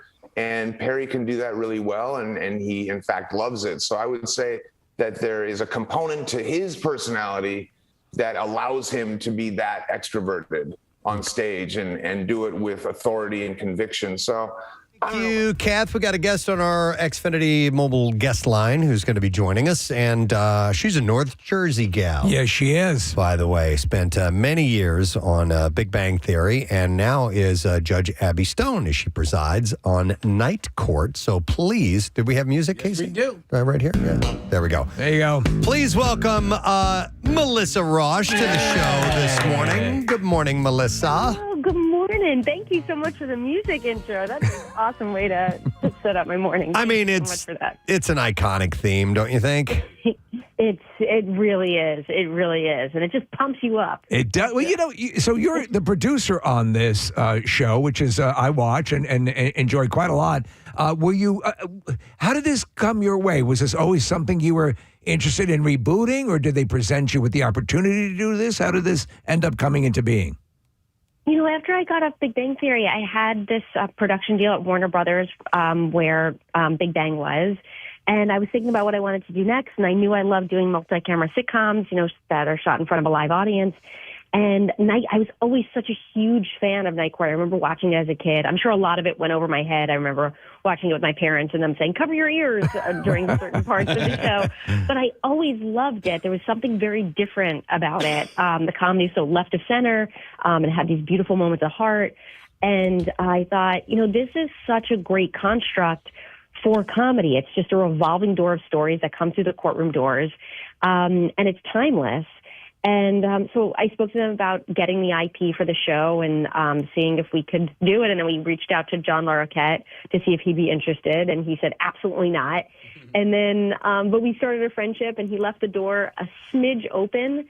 And we just kept talking about it. And originally I wasn't going to start it. I was just going to produce it. And then after we just built this friendship and started talking about what the show could be, I thought, I'm going to be a real dummy if I don't actually star in this. If I got this script, I would be jumping at the chance to do it. So then I came on board to be in it. And it was I'm so glad I did because I've been having that time of my life. No, and you're perfect. You're playing, Judge Harry Stone's daughter, and Harry, and you have Harry Anderson-esque qualities. I think sort of there's an innocence to your character, maybe a little bit more so than was he. But I love that Larroquette is a part of it because and I was wondering how you were going to, because he was sort of the Lothario and he was he had this edge to it, but however, the scriptwriters did it masterfully because he's a little bit more paternal, but he still retains a lot of that. Oh, I'm so glad you think so. Yeah, we had a lot of conversations, and John was very involved in that as well, of how you bring Dan Fielding back into, at the time, it was like 2021, and we thought, how are we going to do this? Because you don't want to water him down too much that he's not funny anymore. But we found this great balance of he still thinks he's the smartest guy in the room. He's still very much Dan Fielding, but he found love, he lost his wife. And he's got, you really, and that's always, I think, been the case with Dan Fielding, which is why I think the character worked, is as smarmy as he could be at times, you always knew that the guy had a heart. Yeah. And then that now is just emboldened by the fact that now he has this father-daughter surrogate relationship with Abby that is really beautiful to play out. And then, of course, this season we were joined by the amazing Wendy Malick from Just Shoot Me and Hot in Cleveland. And she's such a great foil for Dan and such a wonderful addition to the cast, along with Nambi and Laprito. I feel very lucky to be surrounded by the powerhouses that are a part of this cast. Yeah, it's a great ensemble. Melissa, you had mentioned, preferring to shoot live and then the 3-camera setup and all of that. And I have a question about the nuts and bolts of that, if you don't mind. I know that obviously you guys get together and you do a table read for the episode. You find out what works, what doesn't work. When you go to shoot this with a live audience, and I had the pleasure of watching the Golden Girls one time in California. I went to a shooting. It was really cool. But will you guys rehearse that on set in its full leading up to before you bring in the live audience, as opposed, like I said, I know you do the table read, but do you actually act it all out before anybody gets there? That's such a great question. We do. We have, after our table read, we have a couple days of rehearsal, and each day after rehearsal, the script changes, and we figure out what works, what doesn't. And then by the time we get to our taping on Friday, the script has changed a bunch, from the time that we sat down at the table read. And then even in front of the audience, we really use the audience sort of as a focus group. So if something doesn't get as big of a laugh as we want it, we'll change the joke on the spot and see if that beats the laugh, which is really fun. And it's a great way to see before it gets to air what's gonna work and what isn't. So your writers are there while you guys are filming this live, and if they need to substitute lines, they've got that ready to go. Okay. That's exactly it. That's cool. It's really neat. It's a very collaborative If we process. get another season, if everyone wants to come to a taping, it's super fun. Well, you know what I'm thrilled about is that you're bringing in people from Big Bang Theory. Mayim Bialik was on playing a hyper-real version of herself, and I love the fact that your character turned out to be a massive Blossom fan, like insane Blossom fan, and so you know we're Blossom fans as well. But were you when you and her were working together on Big Bang Theory? Were you in fact yourself a Blossom fan? I am. Thank you so much for asking that. That's where the story came from that episode, is that I am such a huge Blossom fan. And when I first sat down next to Mayim at our first table read together, I was in a panic of, should I tell her that I am one of the biggest Blossom fans on the planet? I dressed as her for Halloween. I thought, this is going to get weird if I don't come out of the gate and tell her that I'm a fan. And then she finds out, like, we shared a bathroom at the time. And I thought, we're going to be very intimate for a while. And then what if she finds out later that I was a huge fan? Then it might be weirder. So I just cornered her and I was like, look, I got to get it out on the table. So storyline-wise, is this kind of mirror Harry Stone's obsession with Mel Torme that they had in that series? Gosh, I love that you asked that. It's very much so. I think, we haven't fully delved into who Abby's Mel Torme is, but we always talk about it. And I think, but I think there's definitely Mel Torme vibes. Although, as you know, in that episode, things went awry. And if you haven't seen it, that's going to be re-airing in a couple weeks. I'd love to also to see, is it Kunal Nayyar? I know him as Rauch from Big Bang Theory, but he was playing a very slick, romantic counterpart to Raj. That's got to be fun for these people that you've worked with for 10 years on Big Bang Theory to come in and sort of tinker with their perception. Oh my gosh, it's such a blast, and it's so wonderful to be reunited. They're all my brothers and sisters, so to get to be on set with them again is just so thrilling. And we've really delved into a lot of those relationships from Big Bang throughout the season. We have Kate McCucci, who played Raj's girlfriend on Big Bang. Laura Spencer played another girlfriend of Raj's on Big Bang.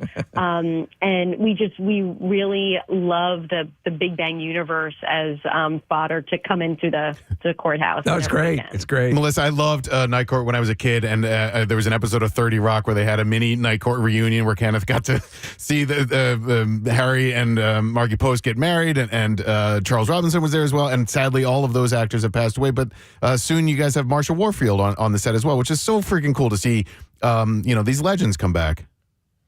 Oh my gosh, it's such a dream. And I love that 30 Rock episode also, but it's wonderful when we get to have Marsha. She's such a dream to work with. And when she first came onto our set, it was the end of season 1, and she's reunited with Dan in this moment. I've never felt such electricity in front of a live audience before. They didn't know she was going to be coming. And we have a lot of OG fans that come to the taping every week. And you heard someone audibly say, "Oh my gosh, it's Raj!" It was really cool, and she's just such an unbelievable comedic talent.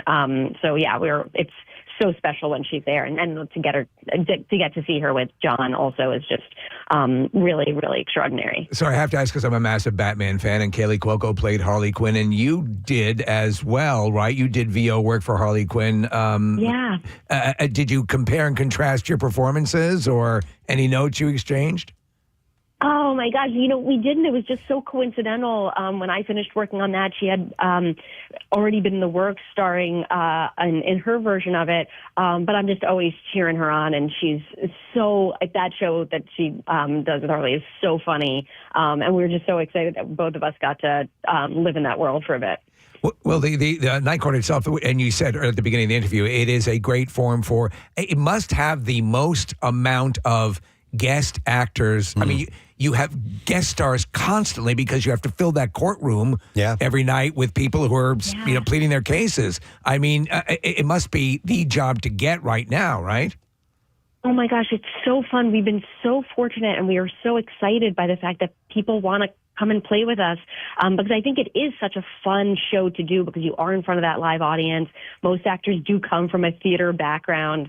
So it's the best of both worlds getting to perform live. And this week on Tonight, we have Mo Collins from Mad TV. Yeah. And she plays Harry Stone's old magician's assistant. So if you like the original, it's a real nostalgia-filled episode where we find out that Abby hated her growing up. And she's so mad that she came into court. And we get to see this really contentious relationship between the two of them. And Mo is just so funny. And watching her in front of the live audience was just really, really cool. It's a wonderful callback and an evolution of the story, and you're doing a great job. So, we look forward to that. And by the way, here's a text I just got, Melissa. It says, graduate of MHS 98 with Melissa. Congrats on all the success. No way, Marlboro High School. All right, go Mustang. I unfortunately don't know who that was from. It was a random texter, but I wanted to pass that along to you. Oh, goodness. Okay, well, if you find out, tell that person I say hi. All right, we'll do it. All right, Night Court Season 3, Tuesdays, 8:30 on NBC. Thanks for reaching out, Melissa. It's great to talk to you. Thank you so much. So You got wonderful it. talking to you. Melissa Rauch, guys. I love it. I was a big Night Court fan. As was I. It was in that. Didn't it fall in the Thursday? It was a Thursday night Yeah, show. it was in that. So you had a killer NBC lineup. Cracks me up how you guys remember what nights TV shows were on. I have no freaking idea. There was a time when I could recite the entire. I mean, even Showtime, HBO, and a few of the cable channels were on at that time.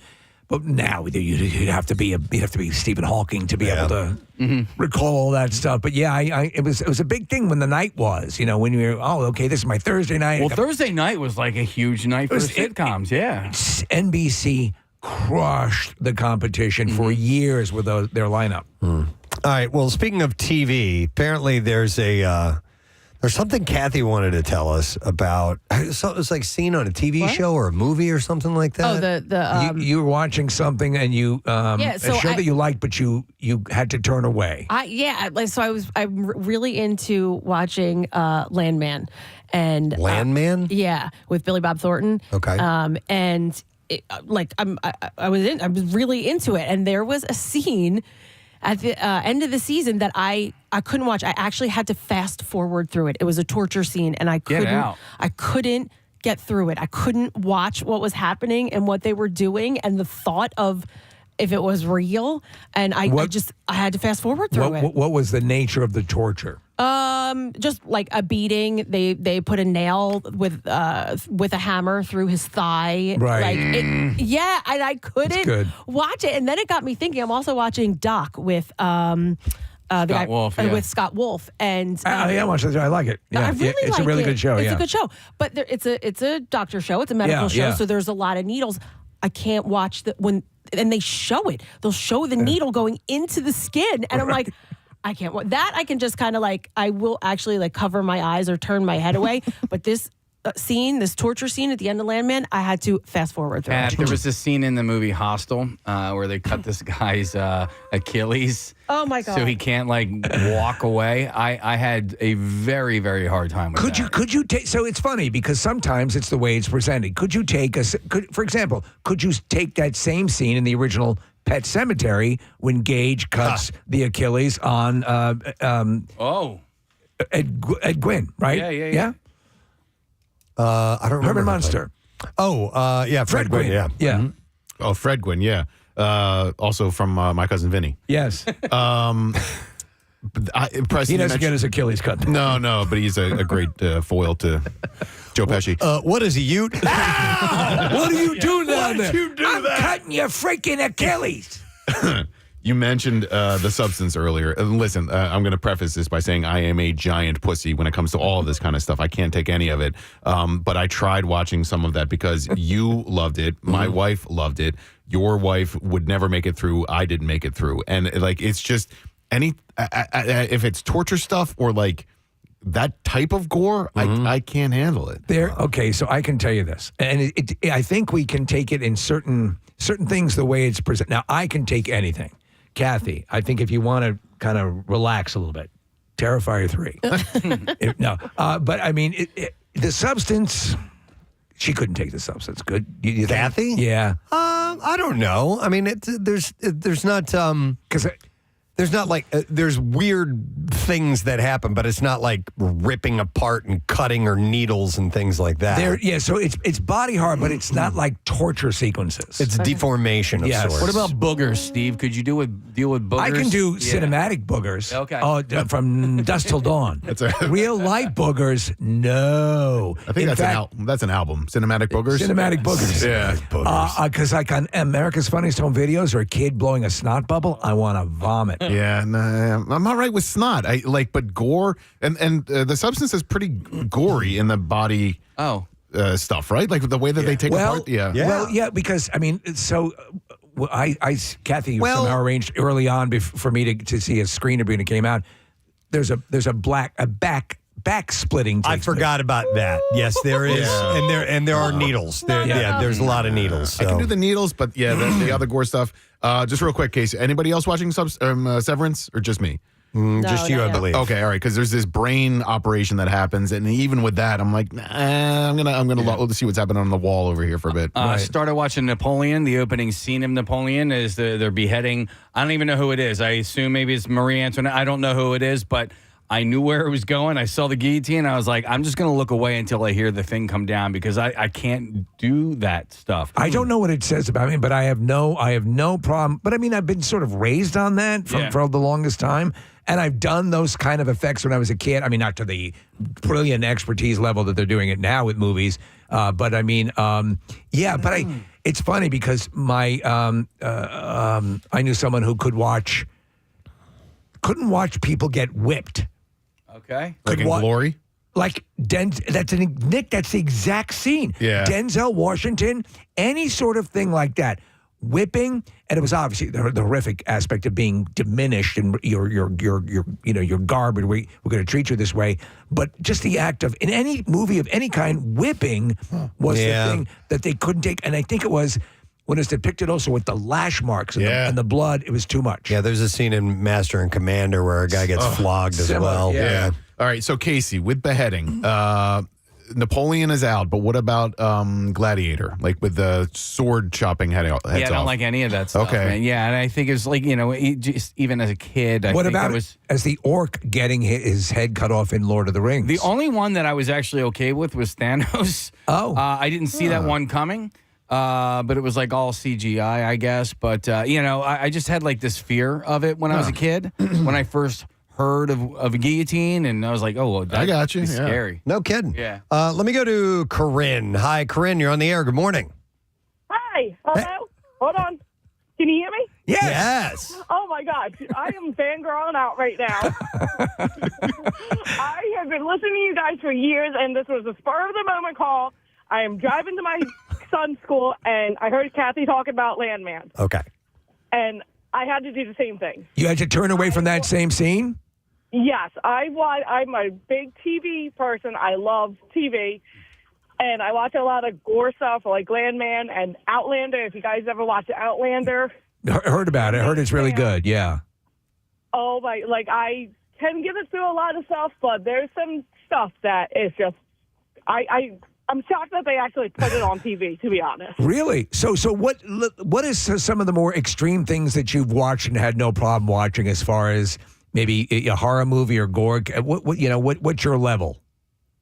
My level is basically I can watch anything, but when it comes to a lot of blood and seeing people in pain, like where there's one part of Outlander where he gets flogged. I don't know if I can say that on the air, but like his back is all tore up. I had to turn away from that too. Normally I can watch it, but some of the stuff that they put on the TV nowadays wouldn't be back in the day when I was growing up. I'm only 35, but no, it's a lot. It's weird though, because like my wife, like the scene in Dumb and Dumber when or A Christmas Story. Tongue frozen. Oh, yeah. She cannot stand that. That's hard. That's hard. See, that doesn't get to me, though. Yeah. But I understand that. All right. Thank you, Corinne, and we're happy you finally called in. I love you guys. We love you. All right, we'll see you later. Marissa, you wanted to comment on one. I think I'm similar to Kathy. Like needles, I can do if somebody's getting a shot, but I can't do if they're like tapping a vein. Can't do that. If it's surgery, an incision, like I can't watch the incision. But the one that gets me, I can't watch a fish being filleted.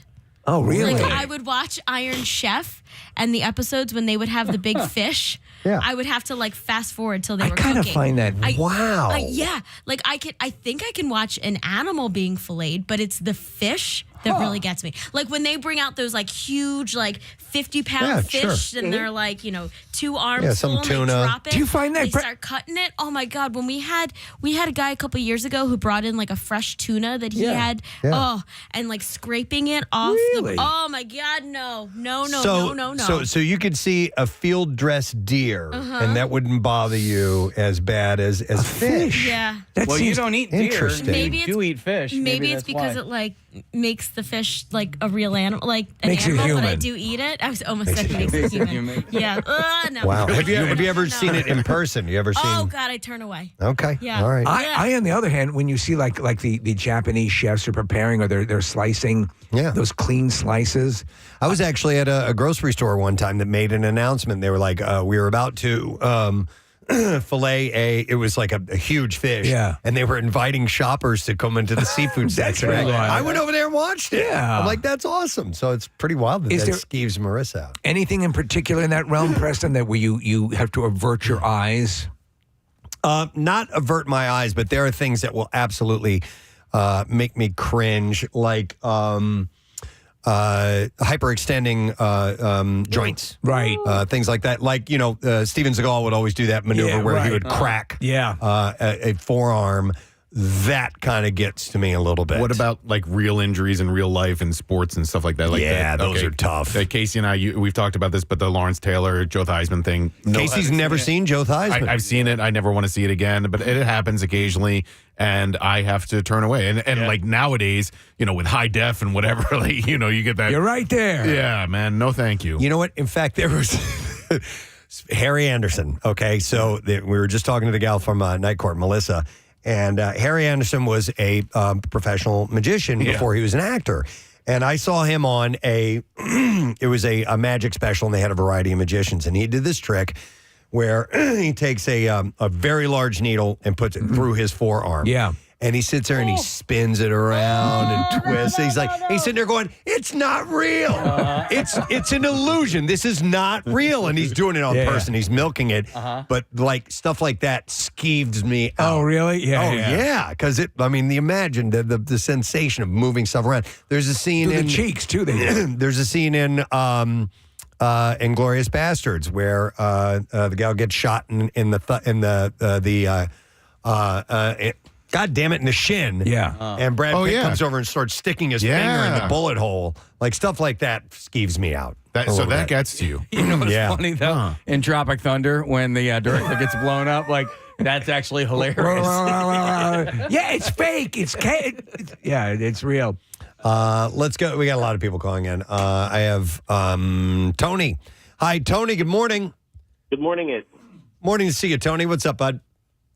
Game of Thrones. There's lots of stuff in Game of Thrones, yeah.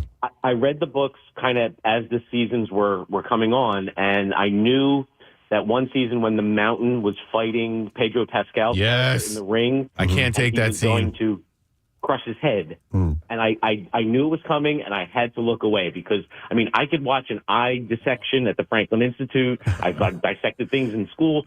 But the idea of a man's head being crushed and showing it, they cut limbs off in that show, but that to me was just, I couldn't do it. Tony, what was even worse about that scene, because the visuals were terrible, but the sound that went along with what was happening to Pedro Pascal's head made me nearly vomit. Which I heard because I turned away. So I'm like, okay, that's enough. I kind of know what's going on. I don't need to see it to believe that it happened. Yeah, it's funny how you pick your poison though. Like you may be comfortable with seeing the head chopped off, just not crushed. Yeah, but for whatever psychologically, there are things that are just triggers in Yeah, people. because they took Ned Stark's head, and I didn't see that one coming. Yeah. Let me go next to Bob. This is interesting. This is not exactly what we're talking about. It's a little bit different. Hey, Bob, good morning. Good morning, guys. Hey, what's up, my man? My daughter was getting her PhD in neuroscience and had to do an autopsy where she had to cut the skull and remove a brain. She had no problem doing that, but she had to shave the head first. And that was more like a personal thing, and she just was freaked out about that. She was freaked out simply shaving the head in preparation for the extraction.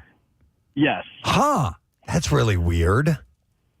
Yeah, it was strange. She's used to using tools around the house and everything, so she was okay with the saw cutting the skull, but she was saying the shaving of the head is what bothered her. Okay. And who knows why? That's really weird. Yeah. All right, thanks, Bob. Again, Appreciate that. Try to get to the bottom of that one. Wow. I'm sure some people have thought of this one. We'll go to Nick. Hi, Nick. Good morning. Hey, everybody. It's good to see you on the Bop Bop Choo Bop Choo Bop Bop a Dooba Gaga Bop a Dop. Well Pretty done. damn good. Not bad, Nick. What's up, my man? So listen, I'm like Steve. I love every single horror movie ever made, every gory thing ever. There's one scene in particular. It's not even a horror movie, but just watching the scene, because there's a sound that goes with it that's so visceral, it just cuts to me. It's the curb stomping scene in American history. It's one of the most powerful scenes in film, and the fact that it switches to black and white, and I mean, it's awful. It's horrific. Just the sound, just when Ed Norton just goes bite the curb, and you see the guy do it, but you hear it just for a split second. The sound of the teeth, even talking about it. Let me ask you. Sends a shiver up my spine, just because I have something with my teeth. I feel the same. I feel the same way with Marathon Man. You know, Yes. something with the teeth. It's just so visceral. I was just going to ask that because Marathon Man, that the Nazi is a dentist who is it safe? And he drills live teeth and nerves. God. Oh. Okay, Nick, let me ask you this. When the actor is opening, when he goes, put your mouth on the curb, and the guy opens his mouth and leans in and you see they get really close. Yeah. Can you feel the concrete on your teeth? I do, and it's just like somebody just the back of my spine. I can't watch it. Yeah, I don't blame you. So remember, don't open your mouth when they're. Yeah, right. Another thing that's like that though too, and it's not a horror movie. It's in Home Alone when Marv's walking up the steps. Oh my God. Just the tip of the nail through the foot. Goes through the foot? Oh, And yeah. then the sound of the nail going into That the one's foot. bad. I hate it. Oh, and then also in the Quiet Life or whatever, Quiet Place, she does the same thing. She steps on the nail. Emily Blunt's going up the staircase. I was watching that movie in the movie theater with my friends, and when she steps on the nail, my friend turns to me and he goes, "Nailed it." I'll tell you this. I don't have a visceral thing with that. I have a funny thing because my friend just gets turned. He just goes, "Nailed it." Well, there's a great YouTube channel called the Corridor Crew, and they dissect special effects. And these guys are special effects artists, and they took all of the torture scenes from Home Alone and dialed them up to 11.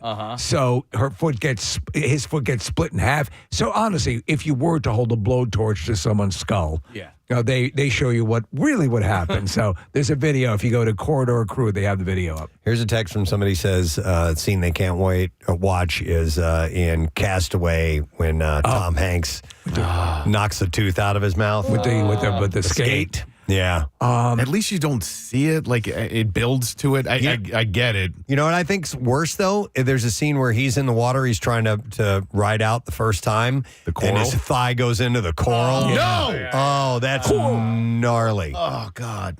Gnarly is a word I will use over and over for things like this because I can't think of a more descriptive word than that.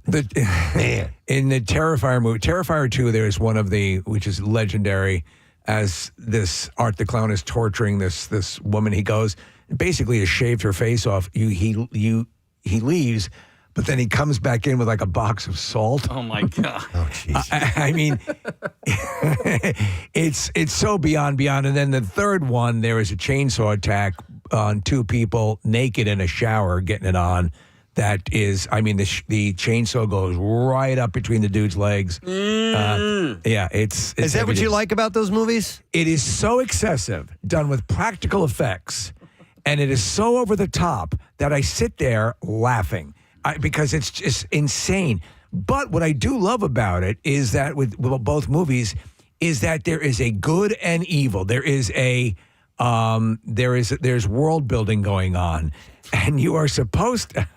It's horrible, but it's supposed to be a little amusing. Yeah, well, listen, there was a time where I got into that, too. The time of Friday the 13th and Nightmare on Elm Street. The kills. Same thing. The kills were about upping it each and every time and how outrageous and ridiculous they get. And I got into it. Yeah. It got old to me after a while. No, I agree. But this is a rebirth. Same type thing, right? And because it's all And the Saw series was kind of like that, too, right? Exactly. Yeah. I mean, there's so many times, right? Well, and now the key's in your butthole again. Right. All right. All right, I guess we got to do this Is it again. in my butthole or my pee hole? Oh yeah, hang on a second, and we're gonna have to take a break. We'll stop this. We'll stop this poopy talk here in a moment. Let me go. Let me go to Nick. Hey, Nick. Good morning. Hey, good morning, Preston. How you doing? Good. What's up, buddy? Hey, I was thinking about Walking Dead because Casey brings it up a lot and how the later seasons weren't that good. But remember that one season where Negan had everyone lined up on the ground? Yeah. They were all kneeling, and he was doing the eeny, meeny, miny, mo with the bat. Terrific. And he just whacked Abe's head and just kept hitting it until there was nothing left. And then he did it to Glenn. Remember the Asian guy? And he whacked his head so hard his eye popped out. Yep. Well, oh, dude, it's so brutal. But I've watched it a few times. It doesn't get any easier. Nick, well, what is also, he's still sort of cogent in the first smash, so his skull is caved in and the eyes popped out, but he's still sort of aware of what's going on. Oh, my God. And His that, girlfriend is right there watching it. It is a powerful scene. Why don't we take a 5-minute break? So you know what? After that, you can understand why they would gladly accept Negan back into the fold. Yeah. All right. Yeah. Thank you, Nick. Appreciate it. That's All right. poopy work. That's poopy talk. One more time. That's poopy work. A final call, and it has to do with Terrifier, so I'll go to Bob. Hi, Bob. You're on the air, buddy. How you guys doing? Good morning. Good morning. We're wonderful. What's up, Bob? Oh, I agree with you about Art the Clown. Art the Clown could be not only funny, like in the diner scene where he's doing the different poses every time the girl looks at him. Right. Or riding the tricycle and he falls off. But the one scene where he has the girl upside down, naked, with chains on her ankles, and takes a saw, a hand saw. Yeah, hacksaw. And while the other girl's watching, he saws her in half from her crotch all the way down to her head. Wow. That's the first big one in Terrifier, and then have you watched the other two films? Yes, I have. I think the third one wasn't as good, but the 1 and 2 were good. Yeah, I love the third one. But I mean, yes, and I'm sure you don't. You can't recommend that broadly to people. You have to say it may not be your thing. So, but for those who enjoy it. And it's an homage to Preston, what Preston was exactly talking about. Nightmare on Elm Street, Friday the 13th, those where the kills were very sleepaway camp and all that crap. Yeah. They were all the Halloween. And especially Rob Zombie's Halloween is excellent. Right. I'm not such a fan, but I agree with you in theory, yes. Thanks, Bob. Appreciate it, man. All right, well, That's poopy work. That was all poopy talk. It's all poopy talk. Kathy can't watch. What was it on? Yeah, it was like the first thing that I had to fast Landman? forward through. I want to watch that series because I watched the first episode and thought it was great. Are you enjoying it? It's great. I loved it. Oh, it's another Taylor Sheridan show. Yeah. Okay. All right. Well, anyhow, thank poopy you. talk. Thank you for chiming in with all your poopy comments. That's poopy work. We're gonna. Also, that's the show that I watched halfway through and then realized Demi Moore was in it. I think she looked so much not like herself that I didn't know it was her. Okay. Well, we will take a quick break. Come back in a second. Some bizarre file stories are headed to you when we return. So please stay. Preston and Steve. More quirky, but I would say that he has what it takes to front a band. Yeah, better than most, I would say. And I think along with that kind of mentality, you've got to have some walls down, to allow yourself to be that raw in front of people. Totally. And while at the same time having certain walls up, so that's, I think it's a microcosm of some kind of very strange dance that goes into being a lead singer. And, he's, as far as I'm concerned, he's one of the best frontmen that have been around in the past 30 years. Is it hard speaking to that point about because you let a lot of you out, with your love of the tattoos and artistry and the cuckoo clocks and things, things that are part of you. Is it hard when you are in the public eye the way you are? And you're talking about Perry being more up front and being the front man, but you are a personality. You are a pop culture personality. Is it hard to know? I'm going to keep this just for me, Do you know what I'm saying? Where you're not always revealing stuff about you. Oh, no. I mean, things that I like and things that are interesting to me aren't really revealing anything. And those aren't like deep personal issues that whether or not I like cuckoo clocks, I better keep that to myself or I feel exposed. It's too personal. Like I don't feel exposed. Yeah. But, I've also taken it upon myself and years ago, I wrote a book and I put out a documentary that were about very difficult things in my life. And I think that the intention and hopefully the joy of that was to help others feel less alone that were in similar situations, whether it's grief or trauma or drug addiction or any of the things that I've been through. I like to share with people that there's an alternative way, that it is possible to get past that stuff. And even though the demon of addictive behavior may be with you for your life, it's about channeling that addictive behavior into an area that can be healthy for you. Well, yeah, I'm sober for 9+ years at this point, and I just know that it was important for me to see and interact with people who were living a sober life, a happy and content sober life. But then there were also other people that, like musicians, Trey Anastasio being one of them. I'm a fish head. He had been sober for a couple of years at that point. When I saw, I'm like, okay, here's somebody that's doing it. And I was able to gain strength through them. And so when you do that and you're outspoken about whatever struggles that you have gone through, there are people out there that really do hold on to that and gravitate towards that. Yeah, I think the one thing that I would say is that, the company I'm running, Dual Diagnosis, is all about mental health. I put out a book that was about my drug addiction. I put out a film that was about my mom's death. It does resonate with a lot of people sometimes, if they've got similar circumstances. But, at the same time, I'm not a doctor. And so those people will come to me personally and say, I'm going through this and I don't know what to do. And I'm like, look, I already told you what I went through and how I dealt with it, but I can't advise, like a doctor would. Like, I don't know what to tell you. That's, you need to find a team of your own. But I think that that's not the tough part. I don't really think there is a tough part to it. I think that as long as you're comfortable with who you are and what you've been through and that, behaviors can change. Yeah. I mean, really, that's all we're doing. Like, I may not be doing drugs anymore, but now I'm in line at 1 a.m. at GameStop waiting for the next thing to come. Dude, all right. Yes, that's exactly. That is the right way to think about it. We all have the same doctor. He's kind of he's on TV in here in Philadelphia, and he says, if I have to, I will write you a prescription for a video game because that's the stuff. To get that joy of something that doesn't have, like you say, you're not smoking crack. This is something you're into. Something that's not going to kill you. Exactly. That you can get passionate. Like, I love living through other people's passions, and it excites me to revisit my own. Your cuckoo clock thing, or just the different things you talk about. That to me is something that people, they sometimes seem reticent to allow themselves.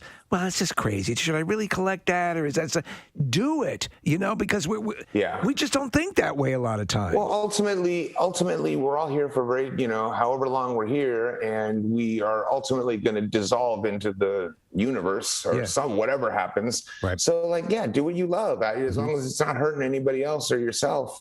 Yep. Like, there's really, that this life was given to us for us to enjoy. Yeah. And I really feel strongly about that. And frankly, one of the things that I enjoy about life most is being able to perform with this band, and like to come out and do that with you guys is what is that? The 25th, September 25th. Correct. Yep. I'm super pumped about that, and that's, I wouldn't be able to do that had I stayed on the path I was on. Right. So it's all, to me, it's all, this. I'm in the bonus round. Yes. You know what I mean? Yes, absolutely.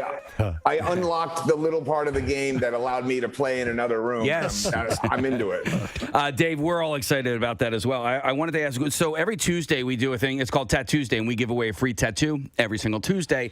And as a result, we used to do it here in the studio, and as a result, we've had several contestants and winners of Ink Master in our studio actually administering tattoo, which is really cool. Is Ink Master coming back to Paramount Plus by any chance? Do you know? You know what? I honestly don't know. I heard that they were picking it up. That was the last I heard of it. The only thing that I can assume from not hearing anything is that they're rebooting it with a new cast. That's all I know. That's all you know? All right. In fact, I don't even know that because there's been very little dialogue. So I hear that Paramount Plus is going to pick it up. I guess they started a new streaming service. Yep. And, but I don't know. But I will tell you what's very funny about that is that Ink Master was a show that, it was on 10 years ago. It's hard to believe it was a decade ago that started, and we did 13 seasons. And then during the pandemic, Paramount sold a couple of seasons to Netflix. So now it's on Netflix, but these are old episodes. Right. But what that did was that opened us up to a whole new audience that had never seen us. And I started getting messages from people who were angry at me for certain people who got sent home 10 years ago. Oh my God! You know what I mean? Like they thought it's it just was now. Yeah. Fuck you for sending Josh home. He was the one. Like, how dare you? I'm like, oh my who's God! Josh, I don't even know what you're talking about. That's great. But people get very passionate about that. I hope that when you give out tattoos, is there one artist that you use, or is there a resident artist? Or yeah. There's there's a shop. Yep. We have one shop, several artists within that shop, and there's a guy named Troy here who is he's a big name in the tattoo industry in Philadelphia. Actually, he is responsible for a lot of the tattoo conventions all across the country. Yep. So he has a lot of guys and he's also super generous. So do they get to decide what they are getting, or does it have to be a WMMR? They do. They have to include on the throat. They have to include us in there somewhere, and it can even be very, very subtle. That's all that we ask. So right. Yeah. That's nice. The rabbit in the Playboy cover. It can be very discreet. So yeah. Some are more subtle. Do you than want to know others. something funny about this? Do you see this? Oh, yeah. That's the Playboy. Okay. Yeah. All right. So here's a quick story. I was doing an interview with Hugh Hefner. And Hugh Hefner was talking about how the bunny, well, first of all, it started out, it was a stag. It was supposed to be a cartoon of a stag. Right. And the night before the release, he couldn't sleep. And he got up in the middle of the night and called the designer and said, I hate the stag. You got to come up with something else. So they scrambled at all hours of the night and landed on this bunny, which then became the most iconic thing, in terms of branding. Wow. Huge. And he went ahead to tell me that it is probably the #1 most tattooed logo of all time. The Playboy bunny. I believe it. Wow. Yeah. And so at that moment, I said, has anybody in the history of tattooing this bunny asked you for permission? And he said, no, actually, nobody's ever asked. And I said, well, then let me be the first. Is it okay with you if I get the bunny tattooed? And he said, absolutely. So I have the one and only Hugh Hefner sanctioned. Wow. I wouldn't have gotten this otherwise. But the fact that, what do I care? But the fact that Hugh sanctioned it and gave me the okay, and it's the only one that exists that's like that, was pretty special. That's awesome. That's a great story. Yeah. Wow. Pretty That's cool. awesome. Excellent. Dave, we're really excited. Not only that you guys are playing the show, but that you took the time to join us on the program this morning. We really appreciate it. It's a pleasure, man. I'm looking forward to being out there. And are you guys going to be at the show? Oh, yes. Yeah. Oh, yes. Absolutely. I would not miss your guys' set. So We'll come back and say hello, will Okay, for sure. Absolutely. Thank you so much, right, Dave. guys. We'll see you in September. Dave Pleasure. Navarro, guys. How about it? Wow. What a nice He's guy. awesome. Super nice guy. And I bet you He could point to every single tattoo and tell a story like that as well. What you're playing right here, I remember, Preston, when I first heard this song, I was like, what's whoa! that? Yeah. Whoa! Yeah.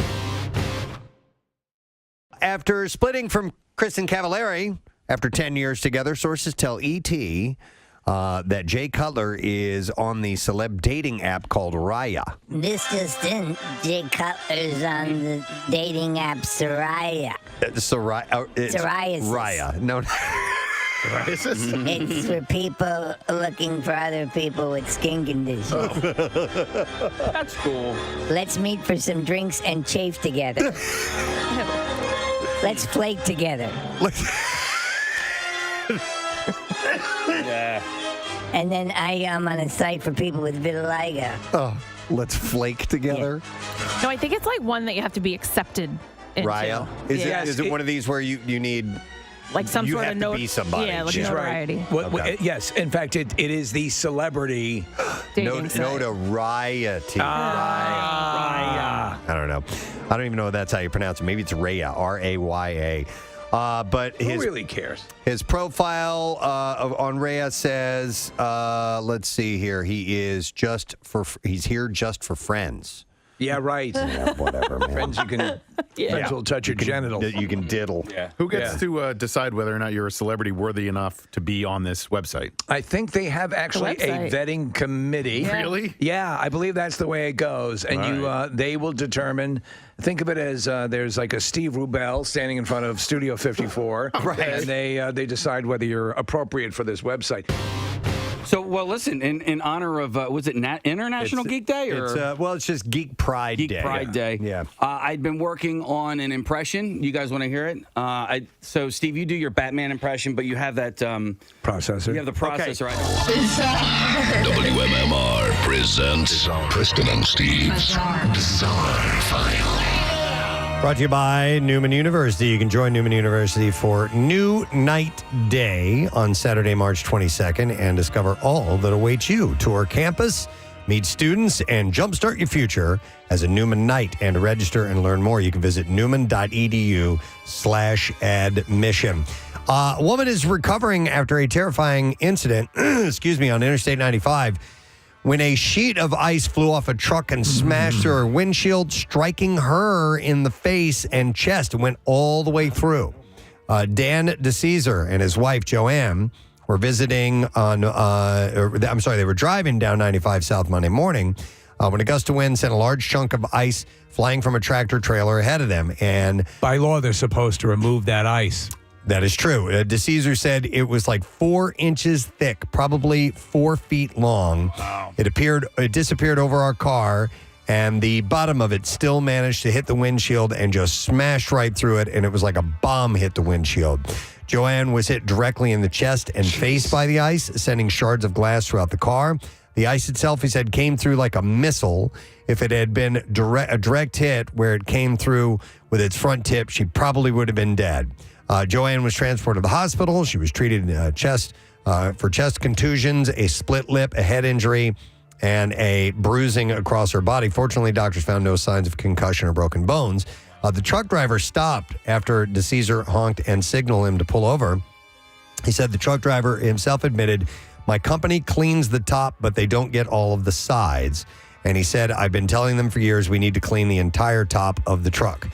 First responders told him 2 other vehicles on the same stretch of 95 had been struck by ice by that morning, possibly from the same truck. Rhode Island law requires drivers to clear snow and ice from their vehicles before driving, and failing to do so can result in fines. A dolphin trainer whose aquatic student ended up falling in love with her during their lessons has admitted to giving the animal a helping hand when it began to feel aroused. No. Yeah, so you know what I want. The bizarre task was taken on by Margaret Howe Lovett after she began working alongside John Lilly, an American neuroscientist who had opened a lab with financial backing from NASA as he sought to nurture closer relationships between humans and dolphins.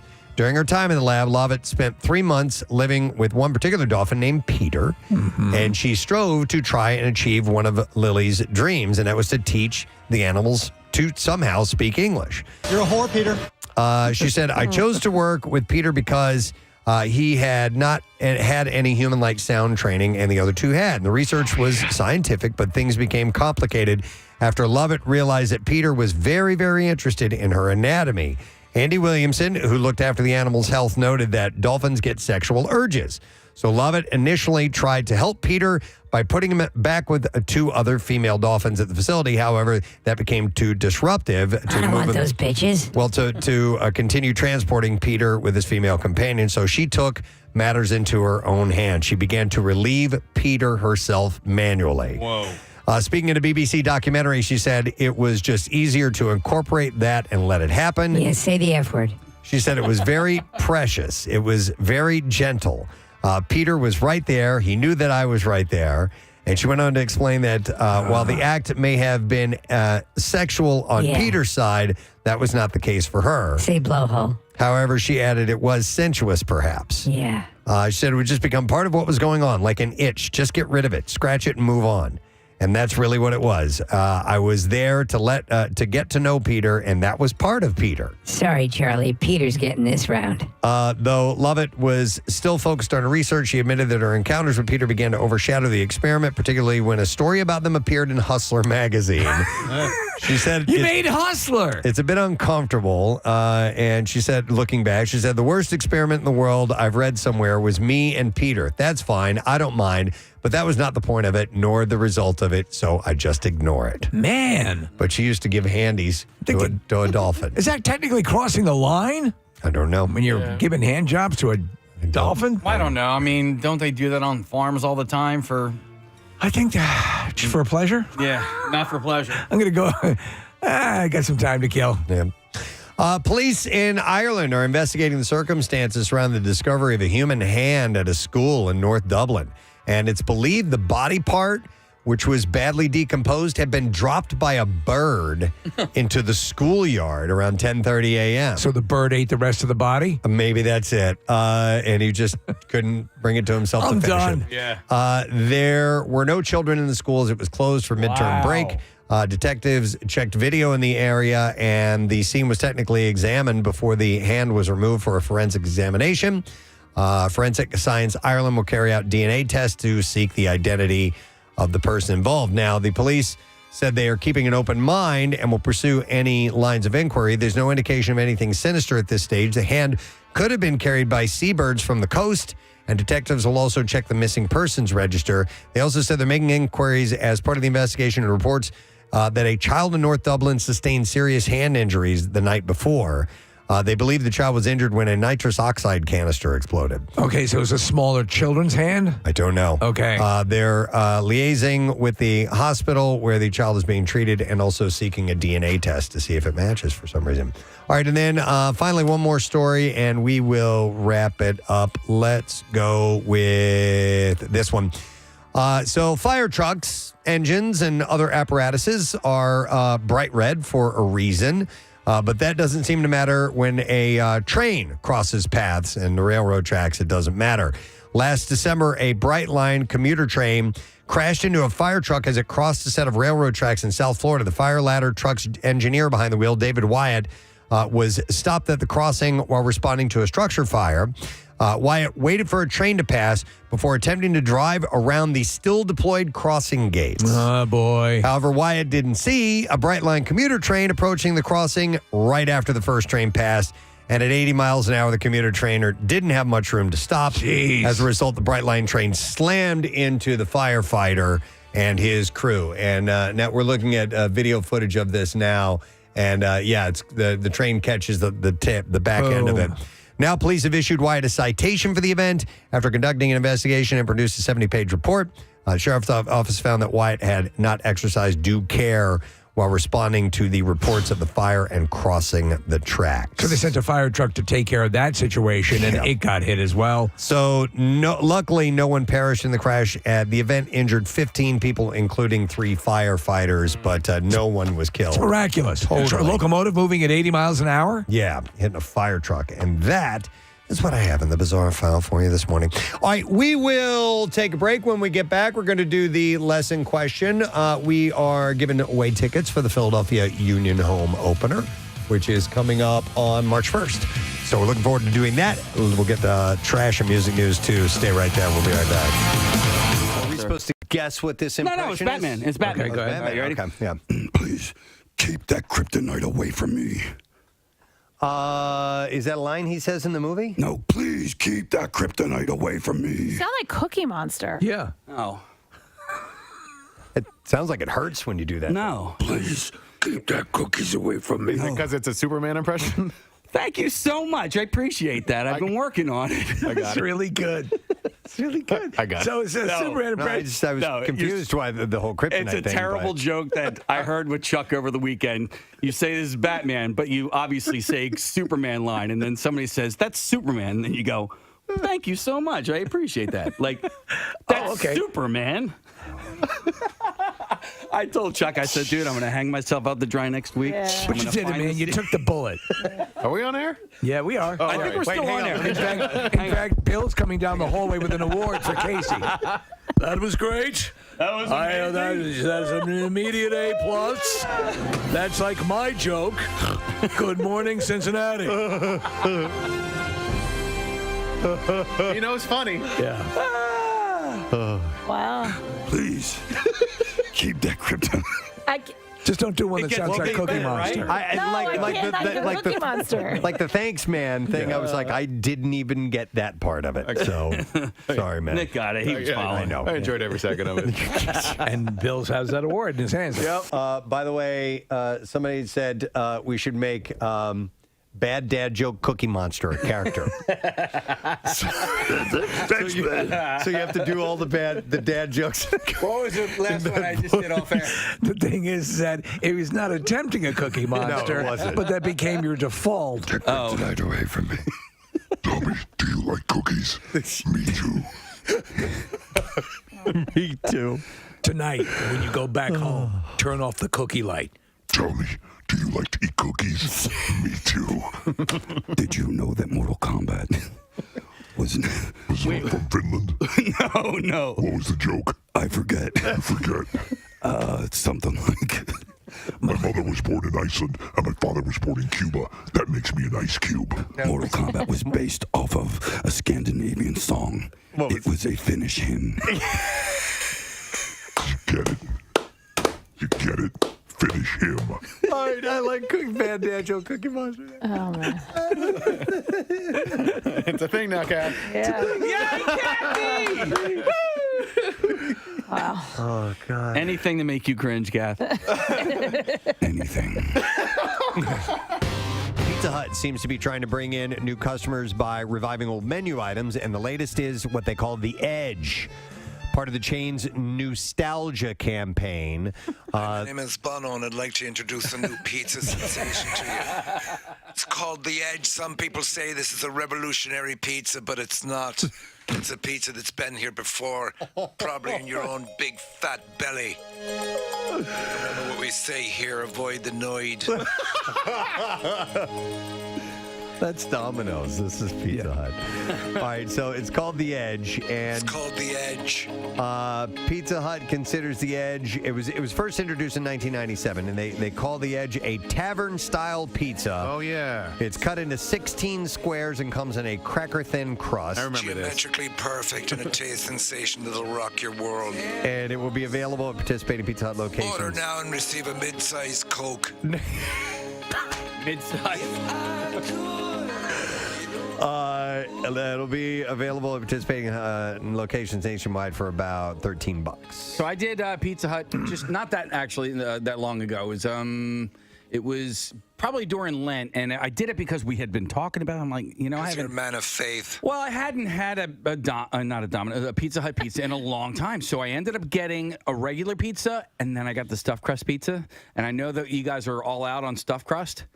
I thought the stuffed crust was. You're a filthy animal. I know, but I thought it was markedly better. I'm not out on stuffed crust, but I just don't order it. You know what I Too mean? much. I know, and I Why don't they just take a fire hose and spray cheese on you as you come in? Right. So this pizza, looking at it, I'm glad thin crust has kind of made its way around the country because I grew up in St. Louis. This pizza called the Emos. You guys know I've talked about it for years. That's what it is. It's this thin crust pizza. Version of the Edge. It's cut in squares. That's the way they've always cut it, and it's been since I was a baby. Essentially that that I've had that. So suckling at your mother's teeth.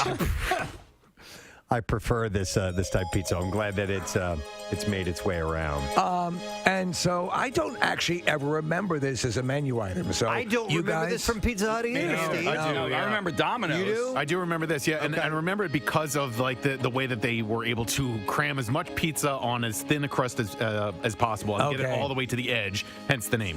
Well, this was kind of like you said 97, right? Yeah. So like that was past at least my Pizza Hut days. I think the last time I had Pizza Hut, I was in like middle school. You were not in college or ordering pizza? Was the time at downtown Julie Brown. Wubba, wubba, wubba. No, Nick, you know. Wubba wubba was the battle cry as they took to the pizzas. And the ovens flamed with the fires of edginess. Wubba wubba. So Nick, we had like the famous like pizza restaurant that we would go to in Westchester. What famous pizza restaurant was it? More's, I think it was called. That's a Mores. It's love. We had Oips. College towns always have the the local pizza joints. Yeah, It's fantastic. The one at University of Missouri was Shakespeare's, and it was outstanding. Original Italian pizza, Oips. Everybody ordered. Yeah, original Italian pizza is what that stood for, and that was the college town pizza. Yeah, so but you wouldn't order from OIP. You'd Oips. That's Oips. Yeah. All right, let me move on to something else. You had mentioned your mustard, Nick. Yes. You may want to try that on watermelon. It's the latest thing that people have been sampling. Lizzo kind of made a big deal about it on TikTok. So she had she made a video of her doing some funny TikTok things where there's some edits and all of a sudden the watermelon appears and so on. So this to me, Preston, seems like the old thing of putting salt on watermelon. Yeah, I grew up putting salt on watermelon. I don't do it anymore. Yeah. But they had said it was to bring out the sweetness by adding the salt. And I heard that on cantaloupe. Yeah, yes. Oh, yeah. Same thing. Yep. Yeah, and I like them. Any melon will do. So here's the thing. Doesn't matter if it's a cantaloupe or a honeydew or a cassava. Any melon covered in salt will bring out the sweetness of the savory. Living together on one melon the way we should all live together. Now people are trying mustard. Now they're trying mustard just like Lizzo. Yeah, so, but the jury's out on whether she thought it was good or not. So she had called it, is it bussin' or disgusting? Is it bussin' or disgusting? But she never really... Is it bussin' or disgusting? In this video said whether it was bussin' or disgusting, so... No, she doesn't. And I think, so the common thing of like sea salt and caramel. Yes. So to me, that does work. And some things that I thought would never work do work. I don't know about the watermelon and the mustard. It just seems to be too combating. Yep. I'm tying it into the previous conversation. We used to do mustard on pizza. Okay. I can see that. Did I don't know. I'm not sure. Somebody. Ranch dressing, Kathy. Ew, no. That's just You for said, the, "Ooh, no," that's but for you the put- crust, right? Or the whole pizza. You can do the whole pizza. Oh. Yeah. Yeah, I know. I should've said gotten ew, no, watermelon. yet I put mustard on pizza. Oh, sorry. We should have taste tested this. Casey, when's the last time you've had ranch Ranch? dressing on pizza? It's been a while. been a while? At least like 2 or 3 days. Okay. All right. Do we have something that could approximate a melon and put some mustard on it? Wait, I might. Let me see if I have. Do you keep a melon in your desk drawer? I might have Kathy watermelon. brings a ton of fruit every day, remember? Oh, She brings a can we try giant that? fruit salad. Yes. Go see if you have watermelon. Yummy. We'll try it. Let's get it. I'm sure Kathy rises to the challenge. there's got to be mustard in the fridge. Yes. Connor, can you go look in the fridge and see if there's any mustard? Let's try it. Or Marissa's already on her way. But yeah, I got to believe no matter what, it's not good. And this is just a thing that people have done to make you eat mustard on Preston, watermelon. Here, try this. People are eating Tide Pods. So you have to take everything with a... We're serenaded on this Monday morning, the Preston and Steve show at 13 minutes after the hour of 10 o'clock. See, this is Monday's going by quickly. It's going to be over before you know it. Next thing you know, we'll be on the hills of Montage Mountain getting ready for Cardboard Classic. And it'd be around this time that we start to mosey out onto the deck and address the crowd and try to get everybody in an organized fashion to get ready and send those things down. It's an animal of its own making, and at some point we kind of lose all sense of control. But we try. Yeah. We try very hard. We exert as much as we can, and then at a certain point, we just become spectators ourselves. That's kind of my favorite part. Is let's just watch this whole thing unfold. But that's on Friday. So if you haven't gotten a place to stay yet, you better move on that now and get yourself ready to come out and be there for the event. I'd say make a weekend out of it because you should. Mountain Fest going on at Montage. And they honestly, that's the reason why we went a little bit earlier this time, because they had everything all set up for this weekend. And the bill and everything they have going on up there is amazing. By the way, go to Preston and Steve's Instagram page if you want to see the unveiling of our outfits that we're going to wear on Friday morning and afternoon. I'm excited about these. Yeah, definitely. Who supplied those, Case? That was from Tipsy Elves. Tipsy Elves, that's it. Yeah, they did last year, and then New Year we have a new look. You didn't seem so excited mid-heat stroke on Friday. You would These things are warm. You know, That's what they're made for. That's what they're made for. They're made for the snow. Maybe not for dancing inside a temperature-controlled studio? No, not at all. So that's on our Instagram account if you want to see that. All right, lesson question time. We are going to give away a pair of tickets for the Philadelphia Union home opener. It's on Saturday, March 1st against FC Cincinnati. And if you answer this question correctly, you can win those tickets. It is as follows. Who is directing Kathy's epic foot video for OnlyFans? 215-263-WMMR. There's a director, very professional director, who is directing Kathy's epic foot video for OnlyFans. If you heard that mention, it was around 7:20 this morning. Call now, 215-263-WMMR. While you're trying to get through, we'll do this. The trash business is a gold mine. 93.3 WMMR with Preston and Steve's Hollywood Trash. All right, we'll get the stories before we get the callers. What's going on this morning, Steve? Well, Eric Menendez admitting to Harvey Levin, on his Two Angry Men podcast that he was a spoiled brat growing up. Eric admits that he rarely ever cleaned up his room and once even murdered his parents. Wow. Mariah Carey posting a series of pics featuring her in a skin-tight, almost see-through outfit and stiletto heels, hitting a bucket of balls at Topgolf. Carey says Topgolf is her favorite place to go and unwind while dressed like a hooker. And finally, an ex-girlfriend of Scott Disick claiming he tried to pressure her into getting huge breast and butt implants. It was incredibly insulting and demeaning, said primatologist Jane Goodall. And that's your Hollywood Trash. All right. We'll see if you know the answer to the question. Who is directing Kathy's epic foot video for OnlyFans? And it's Justin wants to take a crack at it. Hey, Justin, good morning. Good morning. All right. Who's going to direct Kathy's foot video? Christopher Nolan. Yes, Christopher Nolan. Why not? Oppenheimer was a hit. All right, Justin, hang on. We're going to set you up with a pair of tickets for the Philadelphia Union home opener. Saturday, March 1st against FC Cincinnati, 7:30 p.m. Football season ends and football season starts. Tickets are on sale now. Now, Preston and Steve's Music News on 93.3 WMMR. Yeah. All right, a couple things in music news. We'll start with this. A mystery that's been surrounding Dave Grohl for months is solved. A young woman by the name of Jennifer Young of Florida says that Dave Grohl is the mother of her 7-month-old daughter.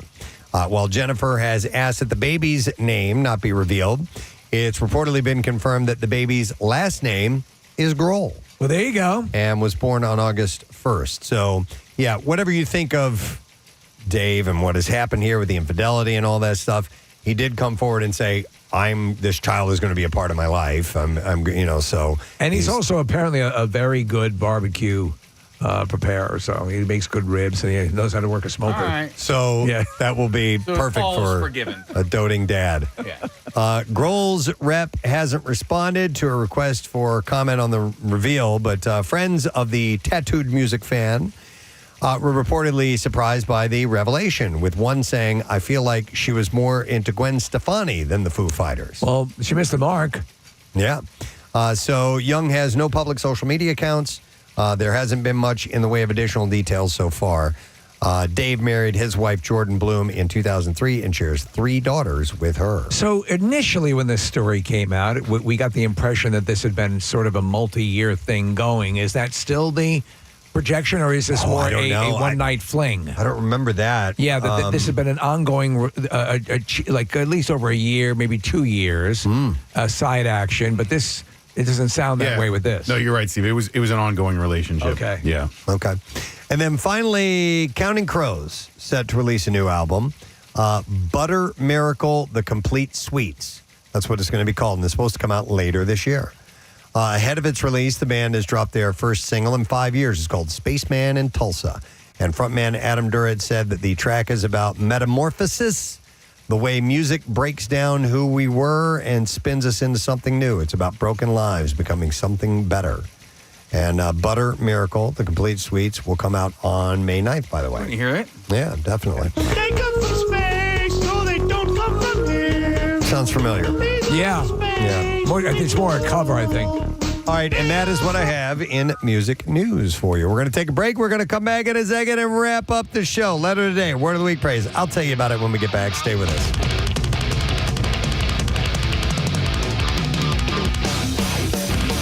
Salt. Here's a text. Somebody says, my husband always puts pepper on his cantaloupe. What? Interesting. What, in prison? No. Oh. But I've had, you know what? I've had fruit in salads before, and you put pepper. Like, there's strawberry salads and things like that. Do you know what I do? On that. So, and it's a weird. So, Honey Grow, I do the like a sesame noodle. Whatever they call it, it's a salad, I guess it is. Okay. But pineapple in that. Mm-hmm. So something pineapple and sesame.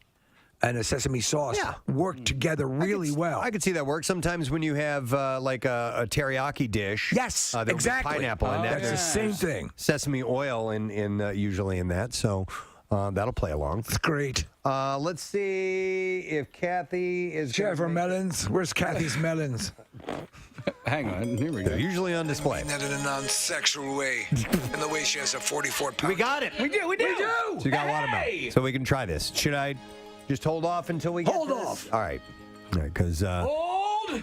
now we're in Braveheart. Yeah, there we go. I got you. Freedom! Do you want to live in chains, or do you want to live with salt on your watermelon? Mustard!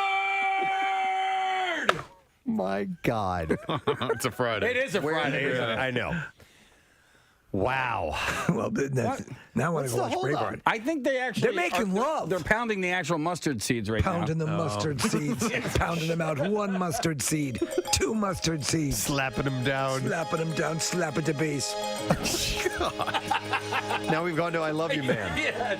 Here we go. Wow, they eat plates and I don't want it. I don't want to have I will it. try it. You don't want to? Oh, yes. I'm chewing tobacco, so I'm just trying to be healthy, guys. Thank you, Marissa. That's I don't want to sully the taste of the tobacco. All right, so we each have a small piece of watermelon, and we have a little dollop of a mustard. Do a dollop. Is this regular yellow mustard, Marissa? All right. Wait. Don't What? do it. No, I want to do a countdown. I want to get everybody ready. Okay. Oh, we're all going to do it at the same time? Yeah, Just like they do in a temple. I'm going first. I'm sorry. You guys, hang on. That way I can talk while you guys are chewing. All All right. In 3. 3, 1, 2, 3. That's disgusting. Yeah, you're not a fan? All right. That's horrible. There's nothing appealing about that at all. Not in the slightest. Well, maybe it was the mustard. Get different mustard. No. No? No. It doesn't belong on watermelon. Kathy? I do love mustard, though. I don't mind And it. I love watermelon. I think it's two separate things that I like, I but agree. I don't have the reaction that you have that it was disgusting. I think it has to be marketed as two great tastes that are horrible together. There you go. Wait, didn't your son make you like a peanut butter and tuna fish sandwich once because he knew that you liked both? No, it was Gadzooks ice cream and shrimp. They were two of his favorite things, and he said they must taste great together. I let him learn that one on his own. Oh, my God. You know what? Okay, I'm going to bring this up because I don't know when I'll have another opportunity to do so, but Stevie sent me this. Fancy boy. You sent me this article about the best brownies in Philly. And it's essentially just a list, and it's huge. There's about 50 of them. It's way too big to go through. We are in the best of times when it comes to brownies in Philadelphia. Yeah, what I didn't know was how many places are known for their brownies. And there's a lot of them. So there's Cake Life Bake Shop, Second Daughter Baking Company, Franklin Fountain, Dolce, Crust Vegan Bakery, the love Frosted Fox Cake Shop. What's that, Kath? What do you love? Franklin Fountain. Yeah, but you got to make sure you're either A, ready to wait in line, or B, get there at a time where there's not a line, because it's really popular. It's fantastic. It's so good. You guys ever been? It's right on. I have not, no. It's on Market, and it's great. It's really Is it a bakery? It's like an ice cream shop, like an old-timey ice cream shop. Yeah, and so you go in and they have really good ice cream and really good dessert treats. So it's worth it. It's just not cheap, and you got to wait. Nick, a friend of mine did her wedding pictures there. Oh, yeah, I could see that. Yeah, it was cute. It's a cool spot. All right. Cookie or brownie? Cookie. Oh. Man. I used to be brownie, but I feel like now I would do a cookie. Okay. I'd do a cookie. If I saw them sitting out, I would go for a brownie anytime. Yeah? Really? Yeah. I think I might go brownie. Wow. Okay. Because I do the chocolate chip cookie is my favorite. However, a well-made brownie. Also there's a company that actually of the companies that do mail order brownies. Fairy Tale Brownies is a great company. If you've ever used them, they have their top level brownies. But yeah, that's neck and neck. Brownies are sensational. Brownie or cupcake? Brownie. Brownie. Yeah, I'd go with brownie. For your cupcake? Cupcake. Okay. The thing with the brownies, though, I feel like, and I don't know if it's like as I age, my sense of taste gets even more sensitive. I don't know. But like, I feel like if it's not super well made, I can taste like the mix. Really? Instead of, See, after you get a hysterectomy, that goes away. Stop. I hate you. I remember seeing the history of brownies and why they were created. And it was, I forgot the name of the place, but it was so that people could, I think, take them to the beach or something like that. Seriously? And so the brownie has a thicker consistency than a piece of cake. Like the cake would be too crumbly and fall apart. It's more cohesive. And yeah, so there's a little more goo to it, in case if you want to have some of that. Goo. It's I need that sound clip from Billy Madison. Yeah, when he notices a kid peed his pants. The thing about a brownie for me is that the cookie is a little more pedestrian, right? Like a cookie is sort of an everyday dessert, whereas the brownie All is right, fancy boy. right? Yeah, I feel like a little bit of a fancy boy. You're too good for Like it's Billy. special? A fancy Nancy, if you will. When a brownie shows up, I'm like, look at that little treat. Look at Nick with his little waistcoat. Thank you. No, I understand that. I think though that they're easy to make. Brownies, right? Brownies are easy to make. Brownies are super easy to make. They're just as easy as cookies. I'm standing firm on this. Cookies are far superior than brownies. Far superior. Oh, and there's a reason why there's more of them, and it's more because they're better. They're just better. And it's not to say that brownies aren't good. They're good. They're just not as good as cookies. I think they need more of them to make up for the fact that they're not as good as brownies. They say, hey, we have diluted the market with this product, and we're going to try to catch up to the brownie people. I think the tough part about, and the reason there are more cookies is because, and if you're talking like when you go to the grocery store, cookies are more rigid, they're easier to package, you can put more of them together. Yes. Brownies can kind of, there's a shelf life on them. Some cookies can last for a while. Brownies don't have that luxury. No. And even if you do the brownie bites, which I think are sensational, brownie bites do have that preservative taste to them. Let me ask you a question. Why do brownies have to be as thick as they are? You can kind of cut them in half first, right? Before you cut them into their little squares and stuff like that. You could essentially cut the tops and the bottoms like a piece of brownie cake. Yeah. You can do whatever you want with your damn brownie. Yeah. I don't know. Make thinner brownies. Yeah. At your home when you make them. Yeah, our brownies are usually pretty thin anyway. Yeah, okay. You okay? You all right? I'm fine. Everything good? You guys, Steve. What? You cut me deep here, man. How did I cut you deep? Because you went with brownies over cookies, and I thought I knew He you. feels betrayed. I thought I knew. I love chocolate chip cookies, but if I have if there is listen, they're right neck and neck, but I do love a damn good brownie. But chocolate chip, they're it's like Godfather 1 or 2, Steve. Yeah, it changes from time. Goes from time to time. You lean one way or the other. All right. Goo! All right. There it is. Now he's got it. I got it. There's more goo in a brownie. All right. By the way, Steve, this list of brownie places, what's the I was saying the Inquirer. The Inquirer. Yeah. Okay. So The you can Inky. You can go on and find a list of great brownies, if you will, if you check the Inquirer's website. All right. What? Okay. Oh, let me go to Mario. I was going to wrap up there. Hey, Mario. Good morning. Oh, he put on his glasses. He can't be without you. Exactly. What's up, dude? Casey wanted me to talk to you. Hey, I really appreciate it. Hey, cookies are way far superior than brownies. You can eat so many more of them. There's different kinds of textures. There's only so many things you can put in a brownie.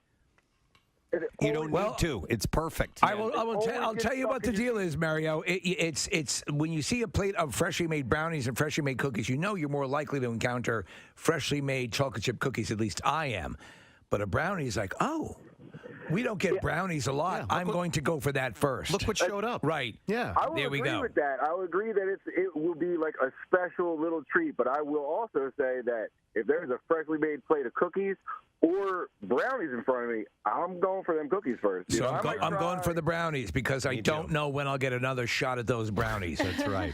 That makes sense. Carpe diem, man. Carpe diem. Yeah. I appreciate you coming to the phone call. I just want to say I'm a cookie lover. All right, Mario. I mean, you can enhance a You're not brownie wrong. by putting a cookie in it. You can enhance a cookie by putting a brownie in it. Top Petty on 93.3 WNMR. Everything that rocks. It is 10:29 a.m. as we are coming to a close of our broadcast day on this Monday morning with the Preston and Steve Show on the 24th day of February in the year 2025. We all clear on exactly when we are? Yep. All right. So we've got some thank yous to do, and I would like to, first of all, say thank you to Melissa Rauch, who joined us this morning from the show Night Court, which you can catch Tuesdays at 8:30. She said it was on tonight, though. I wonder if she had her days mixed up or something like that. But Marsha Warfield is going to be on the episode tomorrow night. From Classic Night Court. Yeah, Roz. So it was cool having her on. She was really, really, really nice. It was very sweet. And thank you to all those who called in with shows they can't watch or scenes they can't watch from movies or TV shows, because Kathy got freaked out on this one. Or Landman. People who drove home naked because they had a massive diarrhea attack. They had that too. Thank you to Chuck. Yeah. Chuck D'Amico, program director of WMMR. You can see he and Casey starring. And did Chuck get an outfit too? He did, yeah. He's part of our crew? He and Rodney as well. Okay. All right. So look for the Silver Surfers. Everyone looks like human Jiffy Pop in these things. Yep. But there's a video that we have on our Instagram account if you want to check that out. We need to do the letter of the day, so we're going to dive right into that. I have no idea if Pierre is here or not. Kind of dove right in, so Casey's going to lead. Here we go. Preston and Steve on 93.3 WMMR. Now, the Daily Letter. All right, the Preston and Steve Show is brought to you today by the letter S, as in snowsuit. Yep, and we are going to give away as a prize on Friday a 2-hour ice cream making studio session at Hangry Bear Creamery. Nice. For 12 people. It's pretty awesome. If you're looking for a cool new experience, you can book an ice cream making studio session at Hangry Bear Creamery in Kennett Square for your next birthday or group gathering, or just stop by Nick's house and have some of what was left over from the Camp Out for Hunger. Might still be in the HangryBearCreamery.com to book yours today. Just real quick. I keep meaning to throw it out, but I don't want to just like put it in the trash can. I want to put it in the trash can like the day before the trash people come, because I don't want to have it sit there for like 3 or 4 days. Oh, see, I would probably put it in the sink and just like run water over it. I was thinking about doing that too, Case. I don't know if that'd be bad for the sink or not. I figure like this time of year I could just put it in the trash can. What flavor is it? Whatever the one that Preston got was, the like vanilla. It's a flavor that I created. Yeah. Yes. So it was vanilla almond pound cake. Yes. And it's really good. I thought so. You just don't need 12 gallons of it. But that's what they do at these sessions. You get to create your own flavors. Great stuff. And just their regular flavors are tremendous. Mm-hmm. So we'll give that away on Friday, which is pretty cool. We need to thank our sponsors then, and we'll move right along. So the Preston and Steve Show has been brought to you today by Duncan, and the Preston and Steve Show runs on Duncan. Also brought to you by Nabraza Brazilian Steakhouse. I love that, saying that with the rolling R's. In Philly and Horsham as well. You can get the most delicious birthday gift ever with a birthday feast that's on Nabraza. And details at Nabraza.com. Tomorrow is a Tuesday morning. We'll give away our Tattoos Day, and we'll fill the day with fun and frivolity. And I hit the button too early. With fun and frivolity for all, as we do every single Tuesday morning. So that is it. We are done. Rage on. I would normally have some music to Do play. you want me to give you some music? It's okay, I guess. Okay, here. There you go. All right. That's it. We're done. Rage on. Have yourself a great day. We'll see you tomorrow, gang. Bye-bye. Preston and Steve.